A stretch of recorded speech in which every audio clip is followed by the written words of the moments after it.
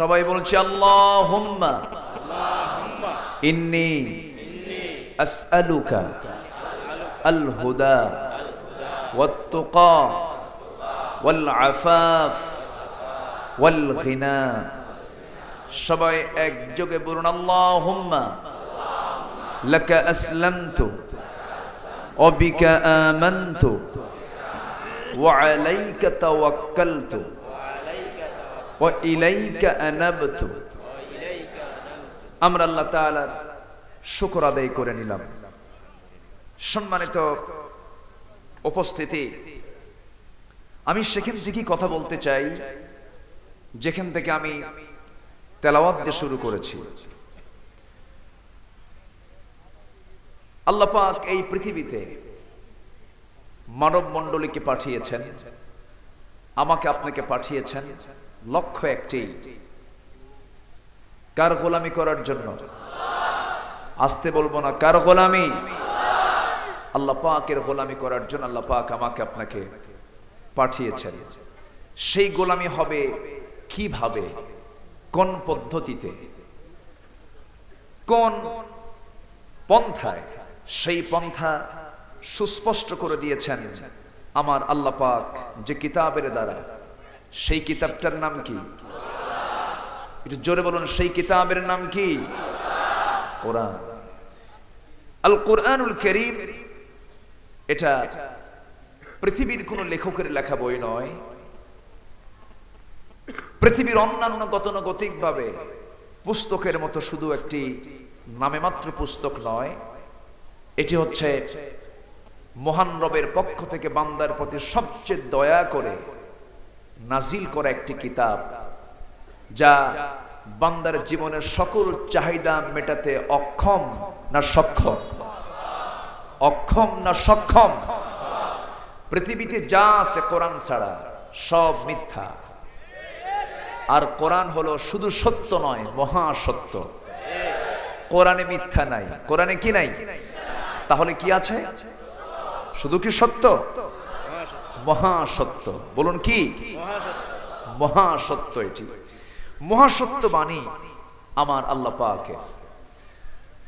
সেই মহা সত্য বিপর্যস্ত মানুষের, বিপন্ন পৃথিবীর অনিবার্য ঠিকানা। আল কোরআনুল কারীমের 22 নম্বর সূরা, সূরাতুল হজের শেষ দিকের আমি একটি আয়াত, শেষ একটি আয়াত আমি তেলাওয়াত করেছি, যেখানে আল্লাহ রাব্বুল আলামিন ইমানদারকে ডাক দিয়ে 4টি কাজের কথা বলেছেন। কয়টি কাজ? 4টি কাজ। আমরা পর্যায়ক্রমে আমরা আলোচনার দিকে চলে যাচ্ছি। উঠতে একটু দেরি হয়েছে, শেষ হতে যদি দেরি হয় কষ্ট হবে? কষ্ট হবে না? জোরে বলি ইনশাআল্লাহ। কিন্তু আমার চোখে এত লাইট দিয়েছে, এই লাইটে আমার একটু প্রবলেম হয়। ক্যামেরাম্যান যারা আছেন তারা চাচ্ছেন যে হুজুরের চেয়ার একটু চকচকে দেখা যায়, কিন্তু আমার তো চোখের কাম সারা। চোখে এত চাপ পড়ে যে পরে গিয়ে দেখা যায় প্রচন্ড মাথা ব্যথা সৃষ্টি হয়। সম্মানিত হাজিরিন, আমি সেখান থেকে কথা বলবো যেখান থেকে আমি তেলাওয়াত করেছি। আল্লাহ রাব্বুল আলামিন সূরাতুল হজের ভিতরে অনেক বিষয় টেনেছেন। শেষের দিকে এসে আল্লাহ পাক 4টি কাজের অর্ডার দিয়েছেন। কয়টি কাজ? 4টি কাজ। আল্লাহ রাব্বুল আলামিন বলেন, ওয়াজাহিদু ফিল্লাহি হাক্কা জিহাদিহি হুয়া জাতাবাকুম ওয়া মা জাআলা আলাইকুম ফিদ-দীনি মিন হারাজ মিল্লাতা আবিকুম ইব্রাহিম হুয়া সাম্মাকুমুল মুসলিমিন من قبل وفي هذا ليكون الرسول شهيدا عليكم وتكونوا شهداء আলান নাস فأقيموا الصلاة وآتوا الزكاة واعتصموا بالله هو مولاكم فنعم المولى ونعم النصير জোরে বলুন আল্লাহু আকবার। আল্লাহ পাক এখানে ওয়া দিয়ে আয়াতটা শুরু করেছেন ওয়াজাহিদু, এবং তোমরা আল্লাহর পথে জিহাদ করো। কার পথে জিহাদ করো? জিহাদ শব্দ শুনলেই একটা পক্ষ আছে, একটা শ্রেণী আছে জিহাদকে জঙ্গির সঙ্গে লাগায় দিতে চায়। আসতে কবেন না, চেনে নাই? জিহাদ এবং জঙ্গিবাদ কি একরকম নাকি? এটা কি এক নয়? একটু বোঝা দরকার।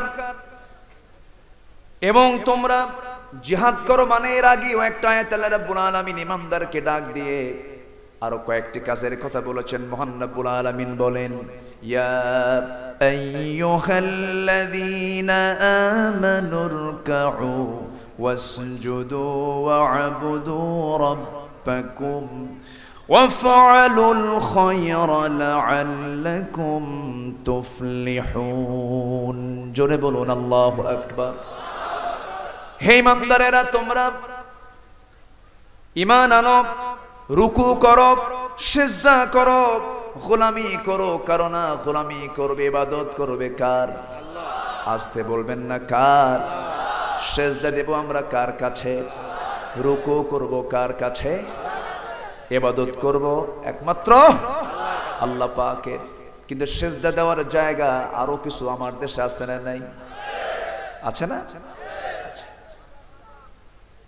আমার ভাইরা, এই মস্তক তো কারো কাছে অবনত করা যাবে না। এই মস্তক একজন প্রভুর সামনেই বান্দা অবনত করতে পারে, যিনি আমার সৃষ্টিকারী, লালনকারী, আমাকে যিনি সৃষ্টি করেছেন। আমার যখন কোনো অস্তিত্ব ছিল না, অনস্তিত্ব থেকে অস্তিত্ব দিয়েছেন, অসম্ভবকে সম্ভব করেছেন। শুধু সৃষ্টি করেন নাই, সকল চাহিদা মিটাতে যিনি সক্ষম তিনি আমার কে? আসতে বলবেন না তিনি কে? মস্তক তো আমি তার কাছে অবনত করব। কিন্তু আজকে আমার দেশে এমন কিছু দরবার আছে, যে দরবারে ঢোকার সময় মাথা নিচু করে ঢুকতে হয়, আবার পিঠ না দেখায়া আবার মাথা নিচু করে দরবার থেকে বাহিরে আসতে হয়। এমন কিছু দরবার আমার দেশে কিন্তু আছে। আসতে কবেন না, আছে না নাই? এত দরবার আমার দেশে, দরবারের সংখ্যা গুণে শেষ করা যাবে না। কিন্তু আজ পর্যন্ত শুনলাম না যে অমুক দরবারের পীর সাহেব মামলা খাইছে। মামলা নাই, কোনো বাধা নাই, কোনো সমস্যা নাই, কোনো অসুবিধা নাই। বরঞ্চ যারা মামলা দিবেন তারাই তার মুরিদ হয়ে যাবে। আছে না? আছে না নাই? বরঞ্চ তারা এটাই বুঝান, ওকাম কুকাম যা করেন করেন, আমার মুরিদ হইবে, জান্নাতের সার্টিফিকেট পেয়ে যাবে। আছে না নাই? জান্নাতের সার্টিফিকেট কি দুনিয়ার কোনো ব্যক্তি দিলে হবে? সার্টিফিকেট নেওয়ার জন্য জান্নাতের ঈমান আনতে হবে কার উপরে? ঈমান আনতে হবে কার উপরে? আব্দুর রহমান, আব্দুল গফফার আর আব্দুর রহিম নাম রাখলে মুসলমান হওয়া যায় না। মুসলমান হতে হলে পরীক্ষায় পাশ করতে হবে। এবং পরীক্ষা করবেন কে? আসতে বলবেন না, পরীক্ষা করবেন কে? পরীক্ষা দেবে কে? আল্লাহ। পরীক্ষা দেবেও আল্লাহ, নেবেও না আল্লাহ। আর আমরা চুপ করে বসে থাকবো। আমার কথা কি বুঝতে কষ্ট হচ্ছে আপনাদের? সম্মানিত ভাইয়েরা, যার ঈমান যত মজবুত হবে তার পরীক্ষা তত বেশি হবে। যার পরীক্ষা নাই তার ঈমানের বলিষ্ঠতা নাই। এই পৃথিবীতে যত আম্বিয়া কেরাম এসেছেন, কেউ পরীক্ষার বাইরে ছিলেন না। সবাই পরীক্ষা দিয়েছেন। সেই পরীক্ষা ছিল ঈমানের পরীক্ষা। কিসের পরীক্ষা? ঈমানের পরীক্ষা। এই পৃথিবীতে আল্লাহ পাক আমাকে কেন পাঠালেন? কি জন্য পাঠালেন? কি সিদ্ধান্ত দিয়ে পাঠালেন? মোটামুটি আমাদের সবারই কম বেশি কিছু জানা থাকলেও গোটা কোরআনের ভিতরে আল্লাহ পাক যত জায়গায় বলেছেন মোটামুটি 6টা কাজের জন্য আল্লাহ পাক আমাকে আপনাকে পাঠিয়েছেন। কয়টা কাজের জন্য? 6টা কাজের জন্য। আমার আপনার সবার জানা আছে, খুবই পরিচিত আয়াত। আমার ঠোঁটে আপনার ঠোঁটে লাগানো আছে আয়াতটা। সবাই আমার সঙ্গে ঠোঁট মিলিয়ে বলুন, ওয়ামা খালাকতুল জিন্না ওয়াল ইনসা ইল্লা লিয়াবুদুন। আমি জিন এবং ইনসানকে সৃষ্টি করেছি আমার গোলামি করার জন্য, ইবাদত করার জন্য। 1 নাম্বার উদ্দেশ্য হলো আমরা ইবাদত করার জন্য এসেছি। কার ইবাদত? আসতে বলবেন না, কার? আল্লাহ রাব্বুল আলামিন বলেন, ইয়া আইয়ুহান নাসু উবুদু রাব্বাকুমুল্লাযী খালাকাকুম ওয়াল্লাযীনা মিন ক্বাবলিকুম লাআল্লাকুম তাত্তাকুন। জোরে বলুন আল্লাহু আকবার। হে মানব মণ্ডলী, সেই মহান রবের তোমরা ইবাদত করো, দাসত্ব করো, যিনি তোমাকে সৃজন করেছেন, তোমার পূর্বের সকলকে তিনি সৃষ্টি করেছেন। সেই মহান রবের তুমি গোলামি করো। আমার আপনার যখন অস্তিত্ব ছিল না, সবেগে নির্গত 1 ফোঁটা নাপাক পানি যখন জরায়ুতে প্রবিষ্ট হলো, জমাট রক্ত করলেন কে? গোশত বানালেন কে? চামড়ার প্যাকেট দিয়ে সুন্দর করে বানায় দিলেন কে? চোখের জায়গায় চোখ দিলেন কে? কানের জায়গায় কান দিলেন কে? নাকের জায়গায় নাক দিলেন কে? মুখের জায়গায় মুখ দিলেন কে? হাতের জায়গায় হাত দিলেন কে? পায়ের জায়গায় পা দিলেন কে? কোনো কিছু কি বাদ রেখেছেন নাকি? সেই মার পেটের ভিতরে কি সুন্দর সিস্টেম করে, সুন্দর করে ধীরে ধীরে বড় করে 9টি মাস পূরণ করা হলো। 9টি মাস 10টি মাস যখন হয়ে গেল, সেই মার পেটের ভিতর থেকে মহান রব্বুল আলামিন তার স্বীয় তত্ত্বাবধানে আমাকে আপনাকে এই দুনিয়াতে যে পাঠায় দিলেন, লক্ষ্য হলো ইবাদত করব কার? এবং রূহের জগতে স্বীকৃতি দিয়ে এসেছে, আলাস্তু বিরাব্বিকুম ক্বালু ক্বালু বালা। আমি কি তোমার রব নই? তখন আমরা কি বলেছি? না না হ্যাঁ, না না হ্যাঁ, হ্যাঁ বলেছি। আল্লাহকে স্বীকৃতি দিয়ে পৃথিবীতে এসে আল্লাহর বিরুদ্ধে কথা বলি, এরকম কিছু লোক আছে না নাই? আসতে কবেন না, আছে না নাই? মুসলমান কিন্তু আল্লাহর আইনকে মানতে চায় না। মানুষের আইন ভাল লাগে। শ্রেষ্ঠ আইন কার হতে পারে? এবং বান্দা কল্যাণ পেতে পারে কার আইনে? আল্লাহর আইনে। একটু আসতে দেন, ফ্যানটা একটু আসতে দেন, মানে কম কম করে দেন। কষ্ট হচ্ছে আপনাদের? আলোচনা চালাবো, আলোচনা চালাবো। জোরে বলি ইনশাআল্লাহ। এই পৃথিবীতে আমি আসার পর আমার দায়িত্ব হচ্ছে আল্লাহর গোলামি করা। আর পৃথিবীতে আসার পর কিছু কিছু মানুষের ভাবসাব দেখে মনে হয় ফেরাউনের প্রেতাত্মা আছে না? ভাবসাবই আলাদা। বাঁচবো কয়দিন ভাই? 60 বছরের 30 বছর তো ঘুমাতেই যায়, আর বাকি 30 বছরের 15 বছর শিশুকাল। থাকলো কয়দিন? থাকলো কয় বছর? মাত্র 15 বছর। এই 15 বছরের বাহাদুরি দেখাতে গিয়ে জুলুমের স্টিম রোলার চালায় কিছু জালিম শক্তি, আছে না নাই?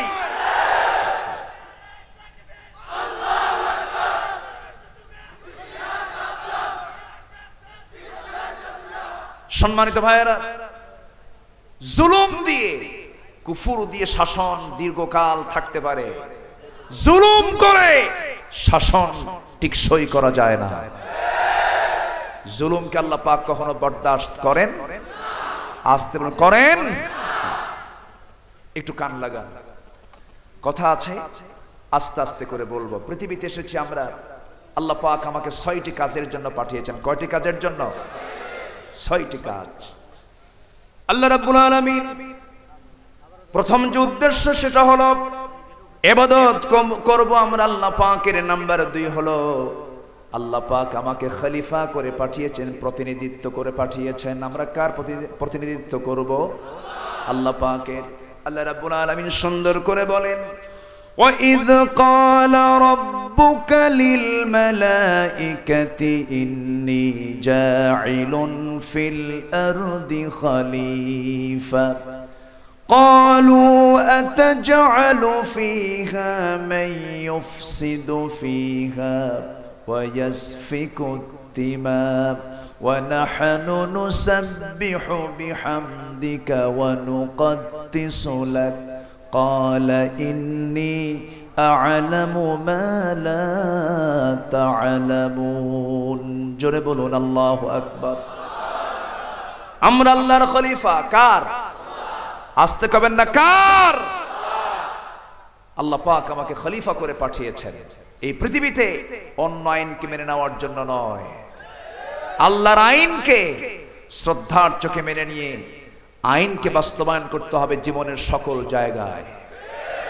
এই ক্ষেত্রে যারা নিজেকে সে আইনকে শ্রদ্ধার চোখে না দেখে নিজের জীবনে বাস্তবায়ন করতে যারা বাধা সৃষ্টি করে, ওরাই হচ্ছে আবু জেহেলদের প্রেতাত্মা। এমন প্রেতাত্মা আছে না নাই? হকের কথা বলে যাব, হকের পক্ষে থেকে যাব, প্রয়োজনে কল্লা দেব, আল্লাহ ছাড়বো না, ঈমান ছাড়বো না। রাজি আছেন কারা কারা? হাত উঁচু করে দেখান।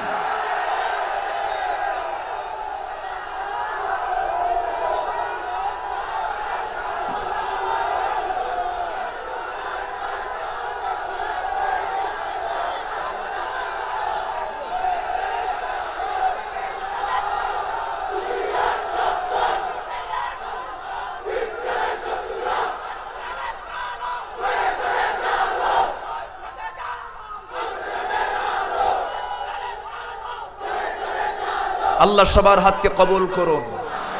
জোরে বলি আমিন, আরো জোরে আমিন। প্রশাসনকে ধন্যবাদ, সোনাইমুড়ির প্রশাসনকে আমরা ধন্যবাদ জানাচ্ছি এই মাহফিলের সার্বিক সহযোগিতা করার জন্য। বলি আলহামদুলিল্লাহ, জোরে বলি আলহামদুলিল্লাহ। আমার দেশের প্রশাসন অনেক পরিশ্রম তারা করেন। প্রশাসন মাহফিলকে বন্ধ করেন না কখনো, কিন্তু প্রশাসনকে জ্বালাজালি করে, একটু কান ভারী করে দেয়। কারণ পোস্টারে নাম না থাকে, পোস্টারে নাম থাকলো না, পোস্টারে তার নামটা নাই, সেই আতিপাতি নেতাগুলো একটু কানে লাগায় দেয়। ওসি সাহেব, মামলায় কিন্তু মাহফিলের সমস্যা হতে পারে, এটা ঠিক না, বলা উচিত নয়। কোরআনের মাহফিল হবে, কোন ব্যক্তির স্বার্থের জন্য নয়। কোরআন সবার, কোরআন সবাই শুনতে আসবে, এতে কোনো বাধা সৃষ্টি করা উচিত নয়। তবে এদিক থেকে সোনাইমুড়ি অনেক ভালো। বলি আলহামদুলিল্লাহ, জোরে বলি আলহামদুলিল্লাহ। কষ্ট হচ্ছে আপনাদের? ভয় পাবেন না। আল্লাহর কসম করে বলি, আমি কোন দলীয় এজেন্ডা নিয়ে আমি এখানে আসিনি, আমি কোন নির্দিষ্ট দলের পক্ষে আমি কথা বলতে আসিনি। তবে আমি এসেছি আল্লাহর পক্ষে, আমি এসেছি ইসলামের পক্ষে কিছু কথা বলার জন্য। এই কথা বলতে গিয়ে যদি কারো গায়ে লেগে যায়, আমার কোনো যায় আসে না, ঠিক কিনা? কোনো আপত্তি নেই, ভয় নেই। ভয় কিসের ভাই? ভয় নেই। সম্মানিত ভাইয়েরা, আমরা কারো কাছে মস্তকটা অবনত করব না, অবনত করব কার কাছে?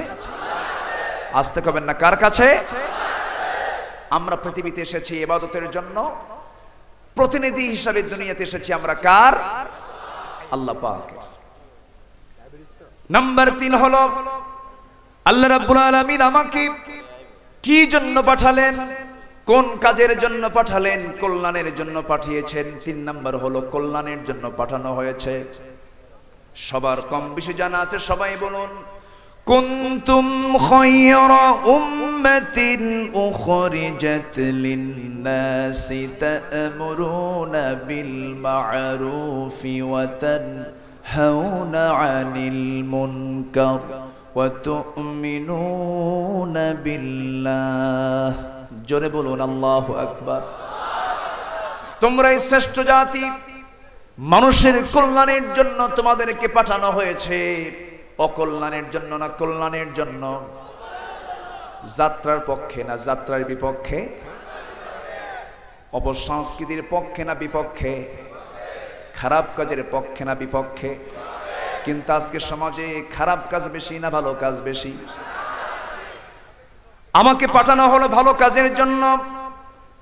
সমাজে দেখতে পাই খারাপ কাজটার পরিমাণটাই বেশি। আমার বন্ধুগণ, আল্লাহ রাব্বুল আলামিন আমাকে কল্যাণের জন্য পাঠালেন, আমাকে কল্যাণের পক্ষেই কাজ করতে হবে। সময় দিয়েছেন নির্দিষ্ট করে। আমার মৃত্যুর সময় যখন হয়ে যাবে, পৃথিবীর কেউ আমাকে বাঁচাতে পারবে না। যতক্ষণ বেঁচে আছে পৃথিবীতে এটাই স্বপ্ন, কিন্তু মৃত্যুর পরে আমার বাস্তবতা চলে আসবে। এই ইহকাল শেষ হওয়ার পরে এমন একটি কাল আসবে, যেই কালের শুরু আছে কিন্তু শেষ নাই। আল্লাহ রাব্বুল আলামিন সেই জন্য বান্দাকে বলছেন, শোনো, শ্রেষ্ঠ কাল তো ইহকাল নাই, পরকাল। ওয়ালাল আখিরাতু খায়রুল লাকা মিনাল উলা। এই দুনিয়ার চাইতে, ইহকালের চাইতে আখিরাতটাই তোমার জন্য শ্রেষ্ঠ অবশিষ্ট। আর একজন মানুষ ভালো হবে দুনিয়ার চিন্তায় না আখিরাতের চিন্তায়। আসতে বলবেন না, দুনিয়ার চিন্তায় না আখিরাতের চিন্তায়। আখিরাতের চিন্তায় ভালো হবে। মানুষকে কখনো প্রেসার দিয়ে, চাপ প্রয়োগ করে কখনো ভালো করা সম্ভব নয়। প্রশাসন দিয়ে মানুষকে ভালো করা সম্ভব নয়। ভালো হবে ওই বান্দা তখন যার দিলের মধ্যে আল্লাহর ভয়টা জাগ্রত হয়ে যাবে। এই জন্য নাগরিক তৈরি হতে হবে, মুত্তাকি নাগরিক, খোদাভীরু নাগরিক। আল্লাহ রাব্বুল আলামিন আরেক জায়গায় বলছেন, তাআওয়ানু আলাল বিররি ওয়াত তাকওয়া ওয়া লা তাআওয়ানু আলাল ইসমি ওয়াল উদওয়ান। পুণ্যতার কাজে, তাকওয়ার কাজে তোমরা পরস্পরকে সহযোগিতা করো। খারাপ কাজে, গুনার কাজে তোমরা নিজেকে জড়িও না। এটা কার কথা? আসতে বলবেন না কার কথা? আল্লাহ পাকের কথা। আমার ভাইরা, 6টি কাজের ভিতরে 3টি কাজ আমরা শুনতে পেলাম। নাম্বার 4 হল আল্লাহ পাক এই দুনিয়াতে পাঠিয়েছেন আমাকে আপনাকে কর্মহীন করে না কর্মশীল করে? কর্মহীন নয়, সবাইকে কর্ম উঠাতে হবে। মহান রব্বুল আলামিন বলেন, লাকাদ খালাকনাল ইনসানা ফি কাবাদ। আমি মানুষকে শ্রম নির্ভর করে, কর্ম নির্ভর করে পাঠিয়েছি। মানুষ কাজ করবে, সেই কাজের ভিতরে কল্যাণ রেখেছেন কে? বরকত রেখেছেন কে? নামাজ হয়ে যাবে। মসজিদে তোমার অবস্থান করার দরকার নাই। নামাজ যখন হয়ে যাবে, فَإِذَا قُضِيَتِ الصَّلَاةُ فَانْتَشِرُوا فِي الْأَرْضِ وَابْتَغُوا مِنْ فَضْلِ اللَّهِ وَاذْكُرُوا اللَّهَ كَثِيرًا। জোরে বলুন আল্লাহু আকবার। নামাজ যখন আদায় হয়ে যাবে, মসজিদের টান টপলা নিয়ে বসে থাকার কোনো প্রয়োজন নাই। মসজিদ থেকে বের হয়ে পড়ো, জিকির করো আমার বেশি করে, আর রিজিকের তালাশ করো। সাহায্য করবেন কে? বরকত দিয়ে দিবেন কে? আল্লাহ পাক। আমার বন্ধুগণ, অনেক তো কথা আছে, আমার মূল আলোচনার দিকে ধীরে ধীরে ফিরে যায়। আল্লাহ রাব্বুল আলামিন বান্দাকে ডাক দিয়ে বলছেন, শোনো, রুকু করবা, সেজদা দিবা, ইবাদত করবে আমার, ভালো কাজ করবে, সমস্ত ভালো কাজের সফলতা আমি তোমার দিয়ে দেব। কিন্তু ঈমান নাই, রুকু নাই, সেজদা নাই, ভালো কাজ করলাম, পুরস্কার পাওয়া যাবে? আজ থেকে পুরস্কার পাওয়া যাবে? সামাজিক কল্যাণমূলক অনেক কাজ করলাম, মানুষের কল্যাণে নিজেকে নিয়োজিত রাখলাম 24 ঘন্টা, কিন্তু ঈমান নাই, কোন লাভ হবে? লাভ হবে? হবে না। সবার আগে ঈমানটা মজবুত থাকতে হবে এবং সেটা হতে হবে সম্পূর্ণ শিরিক মুক্ত। আমার পূর্বের যিনি শিল্পী, যিনি গান গেয়েছেন, শিরককে সামনে রেখে কিছু কথা বলেছেন। আজকের সমাজে চলছে শিরকের মহড়া, মোড়ে মোড়ে শিরক আছে না নাই? আজকে 23শে ফেব্রুয়ারি, চলে গেছে আগে 14ই ফেব্রুয়ারি, যায়নি? সেই দিন ফুল সেল হয়েছে কম না বেশি? এই যে ফুলগুলো এখানে কোরআনের জন্য সাজানো হয়েছে, আলহামদুলিল্লাহ। 14ই ফেব্রুয়ারি যে ফুলটা গেল, এই ফুল বিক্রি হলো কিসের জন্য, কোন খাতে? 14ই ফেব্রুয়ারি ফুল যে কেনা হলো এবং বিক্রি হলো, সেই ফুল কি দিয়েছে কোন স্বামী তার স্ত্রীকে, কোন বাবা মাকে, কোন ভাই বোনকে? না। এই ফুলটা কিনলো কেন, কিনলো কে আর দিল কাকে? এই জরিপ যদি করা হয় তাহলে ফুলটা দেওয়া হয়েছে মগা মগিকে, টোনা টনিকে, ঠিক কিনা? এগুলো কি সুকাম না ওয়াকাম, সুকর্ম না অকর্ম? এগুলো কি চালু থাকা দরকার না বন্ধ হওয়া দরকার? আল্লাহ পাঠালেন কল্যাণের জন্য, আর আমরা 14ই ফেব্রুয়ারি ফুল কিনে বেশি। সম্মানিত ভাইয়েরা, মুসলমানদের জন্য এমন নির্দিষ্ট দিবস পালন করা হারাম, ঠিক কিনা? 14ই ফেব্রুয়ারিতে যে বেহায়াপনার দৃশ্য আমরা দেখতে পাই, এটা 80-র দশকে ছিল না, 90-এর দশকেও তেমন ছিল না, কিন্তু এখন এটা রমরমা চলছে। এগুলোর সঙ্গে প্রকৃত মুসলমানদের কোনো সম্পর্ক, আসতে বলবেন না, সম্পর্ক নাই। ভাষার জন্য জীবন দিয়েছেন সালাম, রফিক, জব্বার, বরকত প্রমুখ, তারা জীবন দিয়েছেন। আমরা তাদের রুহের মাগফিরাত কামনা করি। আল্লাহ তুমি তাদের এ রক্তের বদলা, তারা যে ভাষার জন্য জীবন দিয়েছেন, আল্লাহ তুমি তাদেরকে মাফ করে তুমি তাদেরকে উচ্চ জান্নাতের উচ্চ মাকাম দিয়ে দাও। আমরা দোয়া করি তাদের জন্য, কোন আপত্তি নাই, দোয়া আমরা মুসলমানের জন্য করব না? করব। কিন্তু তাদেরকে সম্মান করতে গিয়ে, তাদেরকে শ্রদ্ধা জানাতে গিয়ে শিরকের কোন পন্থা আমি অবলম্বন করতে পারবো না, সোজা কথা। সম্মানিত ভাইয়েরা, সব গুনাহ মাফ, শিরকের গুনাহ মাফ হবে না, এই ওয়াদা আব্দুল্লাহর না আল্লাহর? এই ওয়াদা কে করেছেন? শিরকের ধারে পাশে যাওয়া যাবে। আমি কাউকে সম্মান করতে গিয়া, আমি কোন ছবিকে সম্মান করতে গিয়া ছবির সামনে ফুল নিয়ে যাব, মাজারের সামনে ফুল নিয়ে যাব, কবরকে সম্মান করে ফুল দিয়ে বরণ করব, এমন কোন অনুমোদন কোন হাদিস আছে নাকি? কোরআন শরীফের কোন আয়াতে আছে নাকি? কোরআন ছাড়া যেটাই আসবে সেটাই সত্য না মিথ্যা? কোন কবরে, কোন মাকবারায় যদি ফুল দেওয়া জায়েজই হতো, পৃথিবীর শ্রেষ্ঠ মাকবারা হলো আমার নবীজির কবর। আল্লাহ পাক আমাকে বহুবার নিয়েছেন সেই জায়গায়, আমি অসংখ্যবার রাসূলের কবরকে সামনে রেখে সালাম জানিয়েছি, কিন্তু আজ পর্যন্ত আমি আমার চোখে একটা দিনের জন্য দেখতে পেলাম না কোন রাজা, কোন মন্ত্রী, কোন প্রেসিডেন্ট নবীজির কবর জিয়ারা করতে গিয়ে একটা ফুল নিয়ে আসছে। কোন ফুল সেখানে নাই, কোনো ফুল দিয়ে বরণ নাই, কবরে ফুল দেওয়া জায়েজই হতো, এই পৃথিবীর শ্রেষ্ঠ কবর আমার নবীর কবরে গোটা দুনিয়ার ফুল গিয়ে জমা হয়ে যেত, ঠিক কিনা? কোন সাদামাতা তার জন্য আমাকে মুশরিকের কাতারে যেতে হবে না, আমরা শিরকের ধারে পাশে যাব না। সবাইকে রাজি আছেন? আল্লাহ জান্নাত দিতে রাজি আছেন। শিরক যদি কোনো বান্দার জীবনে না থাকে আল্লাহ পাক তাকে জান্নাত দিয়ে দিবেন। জোরে কোন সুবহানাল্লাহ, আর একটু জোরে কোন সুবহানাল্লাহ।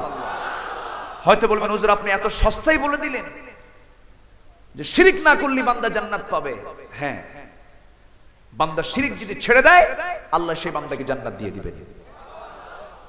এটা আমার কথা না, এটা কার কথা? আসতে বলবেন না, কার কথা?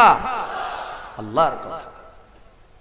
কিন্তু যদি শিরক করে আল্লাহ রাব্বুল আলামিন বলেন وَمَن يُشْرِكْ بِاللَّهِ فَقَدْ حَرَّمَ اللَّهُ عَلَيْهِ الْجَنَّةَ, যদি শিরক কেউ করে তার জন্য জান্নাতটা চিরহারাম হয়ে যাবে, জান্নাত তার জন্য অবৈধ হয়ে যাবে, জান্নাত তার জন্য বাজেয়াপ্ত হয়ে যাবে, জান্নাত সে পাবে না। তাকে যেতে হবে কোথায়? জাহান্নাম যেতে হবে। আল্লাহ রাব্বুল আলামিন বান্দার সকল গুনাহ মাফের কথা বলেছেন, কিন্তু শিরক ছাড়া শিরক করা যাবে না। আমার বন্ধুগণ, ইমাম মালিক রাহমাতুল্লাহ আলাইহি সকল দর্শের ভিতরে তার ছাত্রদের মাঝে শিরকের প্রসঙ্গ বারবার টেনে আনতেন। ছাত্ররা জিজ্ঞাসা করলো, ইমাম মালিক আপনি প্রত্যেক আলোচনার ভিতরে প্রত্যেক দর্শের মধ্যে শিরকের কথা কেন বলেন? তিনি বলেন, আমি শিরকের কথা এই জন্য বলি কারণ শিরক এমন একটা গুনাহ, সব গুনাহ মাফ হবে, শিরকের গুনাহ মাফ হবে না। জোরে বলেন সুবহানাল্লাহ। আমার ভাইরা একটু কান লাগান, মনোযোগ দিয়ে শোনার চেষ্টা করি। আল্লাহ বলছেন, বান্দারে আমার জন্য তোর রুকু, আমার জন্য তোর সিজদা, আমার জন্য তোর দাসত্ব, এগুলো যদি ঠিক হয়ে যায় তুই যত ভালো কাজ করবি জাতির কল্যাণে সমস্ত কাজের সফলতার পুরস্কার আমি আল্লাহ দিয়ে দেব। এরপর আল্লাহ রাব্বুল আলামিন বলছেন, শোনো, এরপরে তোমার কাজ হলো জিহাদ করবে কার পথে? আসতে বলবেন না, কার পথে? এই যে আমরা কষ্ট করে আসছি 20 মাইল 30 মাইল দূর থেকে, এই যে কষ্ট করে আমরা রাতের আরামের শয্যা ত্যাগ করে এসেছি, এটাও মুজাহাদা, এটাও জিহাদ, এটাও জিহাদ, এটা প্রচেষ্টা, মুজাহাদা। একটা বাচ্চাকে যখন বাঘ ধরে, বাঘের চেষ্টা হলো বাচ্চাকে খেয়ে ফেলা, আর মার চেষ্টা হচ্ছে বাঘের বুক থেকে আমার সন্তানকে উদ্ধার করা। বাঘের চেষ্টা এটাও জিহাদ, আবার মার চেষ্টা এটাও জিহাদ। সম্মানিত ভাইয়েরা, বাতিলদেরও চেষ্টা যে যেমন করে হোক বাতিলকে প্রতিষ্ঠা করা, আবার হকপন্থীদের চেষ্টা যেমন করে হোক হককে প্রতিষ্ঠা করা। দুটোই কিন্তু মুজাহাদা, কিন্তু একটা মুজাহাদার পুরস্কার জান্নাত, আরেকটা মুজাহাদার পুরস্কার হলো জাহান্নাম। এইজন্য আল্লাহ পাক এখানে বলছেন ওয়াজাহিদু ফিল্লাহ, ওয়াজাহিদু ফিল্লাহ। কার পথে? আসতে বলবেন না, কার পথে? আল্লাহর পথে। এই আল্লাহর পথে জিহাদ করতে গেলে আমাকে আপনাকে আল্লাহ পাক 6টি কাজের জন্য যে পাঠিয়েছেন, 4টি বিষয় শুনলাম। আর একটা হলো পরীক্ষার জন্য পাঠিয়েছেন। কিসের জন্য? পরীক্ষার জন্য পাঠিয়েছেন। এই পরীক্ষা আল্লাহ রাব্বুল আলামিন আমাকে আপনাকে নেবেন। এই পরীক্ষা দিতে গেলে জিহাদের প্রসঙ্গ চলে আসবে। আমার বন্ধুগণ, এমন কোন পয়গম্বর নাই যে পয়গম্বরের জীবনে পরীক্ষা আসে নাই। আমরা 4 জন ইমামের জীবন জানি। 4 জন ইমামের কোন ইমাম আরামে তারা থাকতে পারেন নাই। বড় যিনি ইমাম ছিলেন ইমামে আজম আবু হানিফা রাহমাতুল্লাহ, তার মৃত্যু হয়েছে বিছানায় না জেলখানায়? বিছানায় না জেলখানায়? তিনি জেলখানায় কেন ঢুকলেন? তিনি জেলখানায় কেন গেলেন? কেন তাকে দুনিয়া থেকে বিদায় করে দেওয়া হলো? এই প্রশ্ন করলে জবাব একটাই মিলবে, সেটা হলো ওয়ামা নাকামু মিনহুম ইল্লা আইয়ুমিনু বিল্লাহিল আজিজিল হামিদ। জোরে বলুন আল্লাহু আকবার। ইমাম আযম আবু হানিফা রাহমাতুল্লাহ আলাইহি খুব টিপটপ মানুষ ছিলেন। তিনি যেই ওয়াক্তে একটা জুব্বা পড়তেন সেই জুব্বা পরে আর দ্বিতীয় ওয়াক্তে সেই জুব্বা পরে নামাজ পড়তেন না। 5টা ওয়াক্তে 5টা কাপড় পরে তিনি নামাজে দাঁড়াতেন। তাকে প্রশ্ন করে ফেললেন তার ছাত্ররা, আমাদের ইমাম উস্তাদ জি, আপনি প্রত্যেক ওয়াক্তে নতুন নতুন কাপড় পরে নামাজ পড়েন, এটা কি বিলাসিতা নয়? এটা কি আভিজাত্য নয়? ইমাম আযম আবু হানিফা মুস্কি মুস্কি হাসি মেরে হাসতে হাসতে বললেন, কিন্তু চোখের কোনা বেয়ে বেয়ে টপ টপ করে পানি পড়ছে। তিনি বললেন, শোনো, আমি যখন নামাজে দাঁড়াই আমার কাছে মনে হয় আমার সামনে আমার আল্লাহ দাঁড়িয়ে আছেন। একটু আস্তে কোন সুবহানাল্লাহ, আরো জোরে কোন সুবহানাল্লাহ। এমন নামাজকে আমরা পড়তে রাজি আছি? এমন নামাজকে আমরা পড়তে রাজি আছি? নামাজে দাঁড়ালেই ভাবতে হবে আমার সামনে কে দাঁড়িয়ে আছেন? আল্লাহ আছেন। কান্নাকা তারাহু ওয়া ইল্লাম তাকুন তারাহু ফাইন্নাহু ইয়ারাক। যদি তুমি তোমার আল্লাহকে নাই দেখতে পাও, আল্লাহ তোমাকে অবশ্যই দেখছেন। আমি যখন নামাজে দাঁড়াই আমার কাছে মনে হয় আমি বিশাল একটা দোকানের মালিক। আল্লাহ পাক আমাকে কাপড়ের দোকানের মালিক বানিয়েছেন, আমার দোকানে প্রচুর কাপড়। আমি এক কাপড়ে যখন নামাজে দাঁড়াই তখন মনে হয় এতগুলো কাপড় থাকার পর আমি একটা মাত্র কাপড় পরে আমি আল্লাহর সামনে কেমনে দাঁড়াই? আমি আমার আল্লাহকে খুশি করার জন্য প্রত্যেকটা কাপড় একটা একটা করে কাপড় পরি আর বুঝাই, আল্লাহ তোমার সামনে আমি দাঁড়িয়েছি তোমাকে খুশি করার জন্য। জোরে কোন সুবহানাল্লাহ। সেই একজন টিপটপ মানুষ, পরিচ্ছন্ন মানুষ, তাকে যখন ধরে নিয়ে গেল বাদশা মনসুর, ধরে নিয়ে জেলখানায় ঢুকায় বলল, বাদশা মনসুর বলে ফেলল, আবু হানিফা শোনো, তোমাকে আমি চিফ জাস্টিস বানাবো, তোমাকে প্রধান বিচারপতির চেয়ার দিয়ে দেব। তুমি যদি আমার শুধুমাত্র খেলাফতকে মেনে নিয়ে, আমার রাজত্বকে মেনে নিয়ে আমার বৈধতা দিয়ে দাও, সব দিয়ে দেব, কাজীর পদ দিয়ে দেব। আবু হানিফা মুস্কি হাসি মেরে বলেন, বাদশা মনসুর, জান দেব কিন্তু ঈমান দিতে পারবো না। আমি তোমার প্রস্তাবকে প্রত্যাখ্যান করলাম। এবার বলা হলো, সম্পত্তি চাও নাকি সম্পত্তি দিব? তিনি বললেন, দুনিয়ার সম্পদের আমার কোনো প্রয়োজন নাই। শুরু হলো রিমান্ড, শুরু হলো জুলুম নির্যাতন, মারতে মারতে এত অত্যাচার করা হলো। ইতিহাসে আসছে 2 হাত পিছনের দিকে বেঁধে, পিঠ মোড়া দিয়ে বেঁধে 2 হাতের জয়েন্টটা ভেঙ্গে চুরমার করে দেওয়া হলো। মারতে মারতে রক্তাক্ত করে ফেলে, তবুও তার মুখ থেকে তার পক্ষের কোনো কথা বের করতে পারলো না। বৃদ্ধা মাকে ধরে আনা হলো। বৃদ্ধা মাকে ধরে এনে মার চোখের সামনে সন্তানকে পিটায়। সন্তান মার খেতেছেন আর চোখের পানি টপ টপ করে পড়ছে। মাও কান্দে, সন্তানও কান্দে। মার চোখের পানি দেখে আবু হানিফা রাহমাতুল্লাহ আলাইহি মনে মনে চিন্তা করলেন, হারে আমার বৃদ্ধা মার এই বৃদ্ধ বয়সে এত কষ্ট হতেছে, আহারে মা তো খুব কষ্ট পাচ্ছেন। এমত অবস্থায় হঠাৎ করে মার মুখ থেকে কথা বের হয়ে গেল। মা বলছে, বাজান রে, আমার চেহারার দিকে তাকায় যে চোখের পানি দেখতে পেতেছিস, এই চোখের পানি কিন্তু তোর প্রতি অত্যাচার দেখে আমার চোখের পানি বের হয় নাই।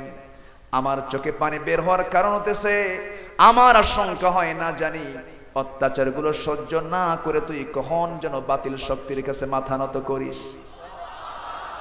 আমি এটা কামনা করব না। আমার কামনা হলো, ওরে আমার কলিজার টুকরা দূরের দুলাল আবু হানিফা নোমান, তুই আজকে মার খেতে খেতে অত্যাচার সহ্য করতে করতে এক পর্যায়ে তুই শহীদ হয়ে যাবি। তুই শহীদ হবি, বাতিলদের কাছে তুই মাথা নত করবি না। তুই শহীদ হয়ে আমার সামনে থেকে বিদায় হয়ে যাবি। আর আমি তোর মা, একজন শহীদের মা হওয়ার গৌরব অর্জন করে কবরে যেতে চাই।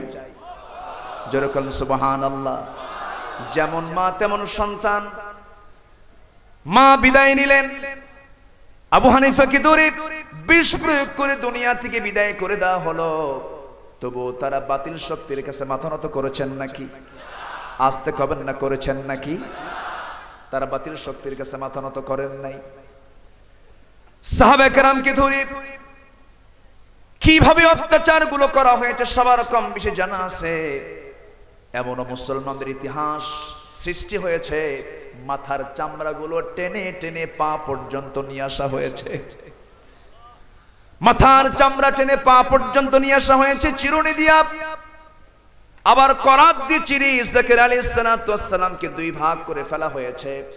তার বিরুদ্ধে মামলা ঠুকে দিয়েছিল। একজন পয়গম্বরের বিরুদ্ধে মামলা দিয়েছিল, জিনার মামলা,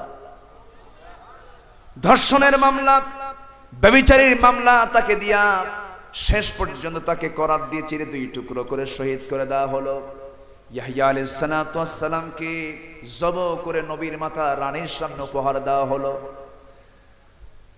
ইউসুফ আলাইহিস সালামকে কোন অপরাধ নাই, নিরপরাধ একজন মানুষ, সম্পূর্ণ দোষ করেছে আর একজন, সেই দোষ চাপায় দিল আল্লাহর পয়গম্বরের উপরে। দোষ কি আল্লাহর পয়গম্বরের না জুলাইখা? আসতে কবেন না কার? এই কথাগুলো কোরআন শরীফ আছে না নাই? সূরা ইউসুফ পড়বেন, যুবকরা চরিত্র তৈরি হয়ে যাবে। হুমায়ুন আহমদ ইমদাদুল হক মিলনের নাটক দেখে লাভ নাই। আজকে নাটকের মূল উপজীব্য হলো, আজকে নাটক সিনেমার মূল উপজীব্য হলো চরিত্র হনন করা। আর কোরআন এমন সুন্দর ঘটনা বলে দিয়েছে, যুবকের চরিত্র সুন্দর করার একমাত্র মহৌষধ হচ্ছে কোরআনে কারীম। জোরে কোন সুবহানাল্লাহ। আমরা কোরআন শুনবো বেশি, গান শুনবো, তাও গান শুনবেন, লক্ষণ তো ভালো না। গান শোনা যাবে? গান শোনা যাবে? গানের ভাষা নাই আজকে। কিন্তু আজকে পার্লামেন্টে গান গাওয়ার লোক আছে, আছে না নাই? নাটক করার লোক আছে, ক্রিকেট খেলার লোক আছে, ফুটবলের লোকও আছে, কোরআনের আলোচনা করার মতো লোক নাই, ঠিক কিনা? তবে হ্যাঁ, অধিবেশনের শুরুতে কোরআন তেলাওয়াত হয়, আলহামদুলিল্লাহ। অধিবেশনের শুরুতে কোরআন তেলাওয়াত হয়। শুধু অধিবেশনের শুরুতে কোরআন তেলাওয়াতের জন্য কোরআন নাজিল হয়নি। পার্লামেন্ট নামে, সংসদ নামে একটা সূরা আছে, সূরা শুরা, সূরাতুশ শুরা, পার্লামেন্টের সূরা। আমরা দেখতে চাই কোরআনকে শুধু তেলাওয়াতে নয়, শুধু নামাজে নয়, আমরা কোরআনকে দেখতে চাই সমাজের প্রত্যেকটি পাতায় পাতায়। সবাইকে দেখতে চান কোরআন দিয়ে পার্লামেন্টের সকল কাজ সম্পূর্ণ হোক? সবাই কি চান? চান কারা?